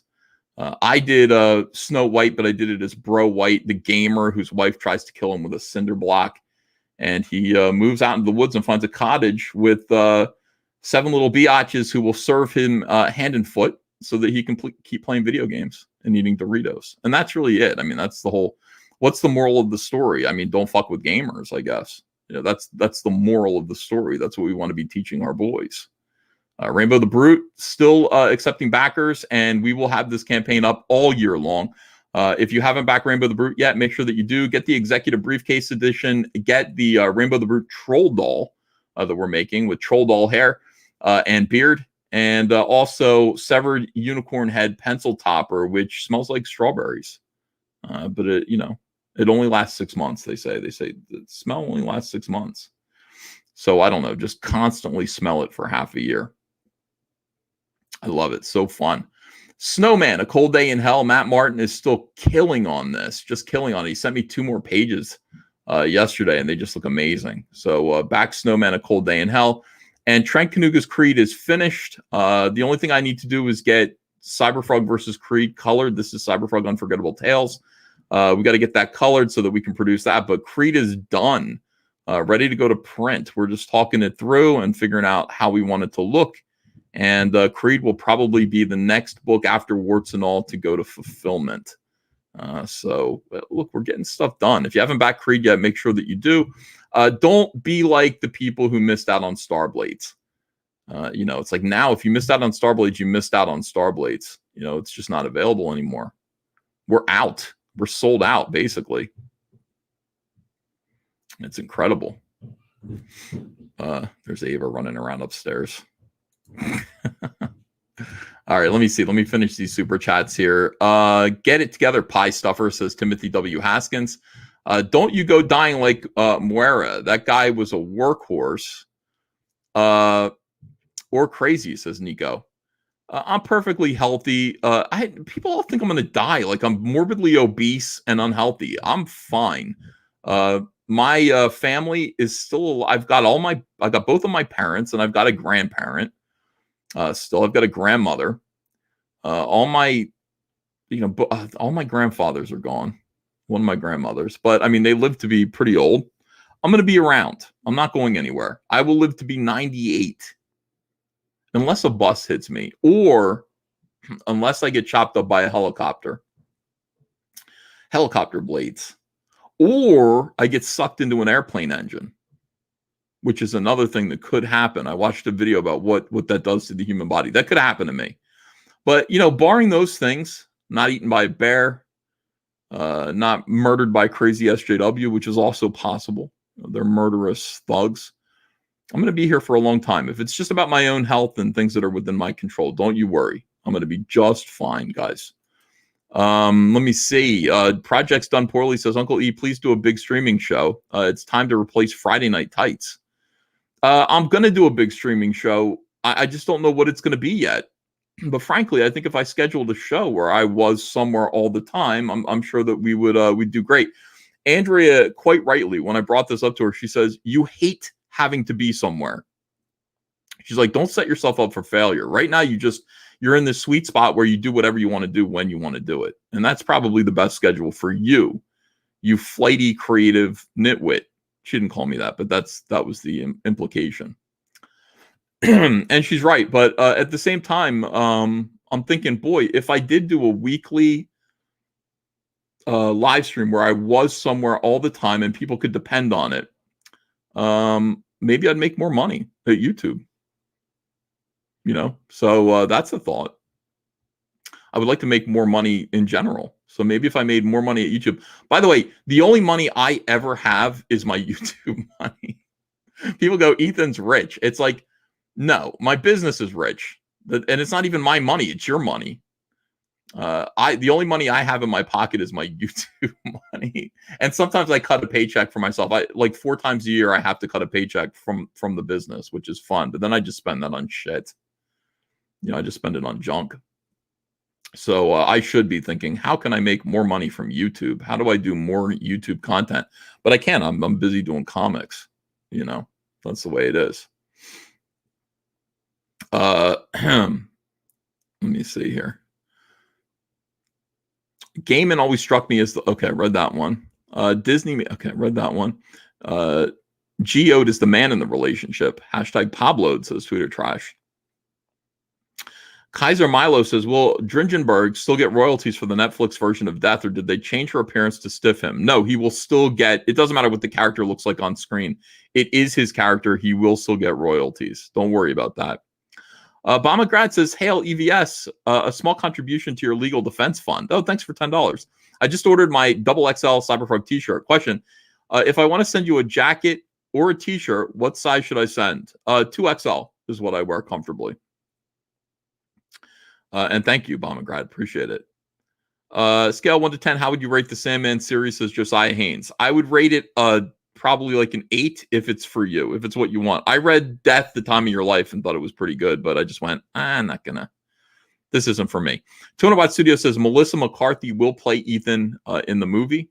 No, come on now. Eddie Winkler says, thank you for that, Ethan. You've already helped so much already, and I have not made any profit yet, but I'm still playing the long game. Take care, sir. That's how you got to do it. John Crockett says, can we get a Playmates throwback variant, please? Yeah, maybe. I could get them to rebuild that model. Chris C says, if it's not too complicated, expensive, Salamandroid needs light up eyes. That's a good idea, too. I would like Cyberfrog to have light up eyes. That would be. I think it. I don't know how to do it though. I'm not sure. Let's start let's go basic and then we'll build up to stuff like that. Cyberfrog feed his bedroom slippers for Christmas, says Philip Posey. Rhino4563 says, do an auction for those misprints. You'll make a fortune or give it to charity. You guys actually want that? We could sell misprinted calendars for like $2 on eBay. Take them.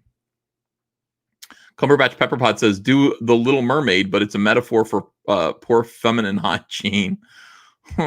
Austin Boucher says, went to Dale Keown's Facebook. For the love of God, someone tell him he's lost the URL to fullbleed.com. He's been freely advertising period pants.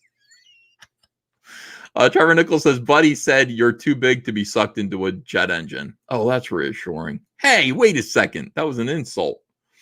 I love you guys. I'm starting to lose my voice.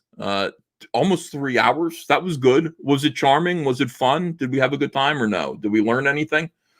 I did. I always learn from you guys. I love you guys. Thank you so much for all of your support. Appreciate it. Please do make sure to back my Indiegogo campaigns. Join my Patreon if you haven't yet. I think we have 530 something members right now. We could definitely use more.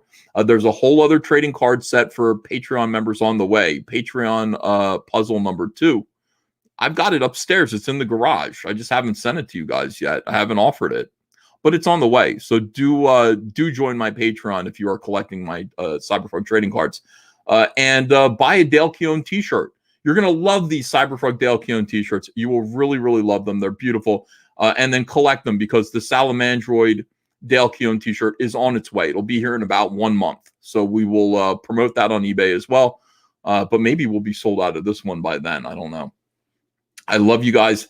I'll see you again soon with another video. I got to go drink some tea. I don't know what's going on. I can't talk for very long anymore. Peter Armstrong, thank you for a super sticker. I appreciate you guys. Take care, everyone. Bye-bye.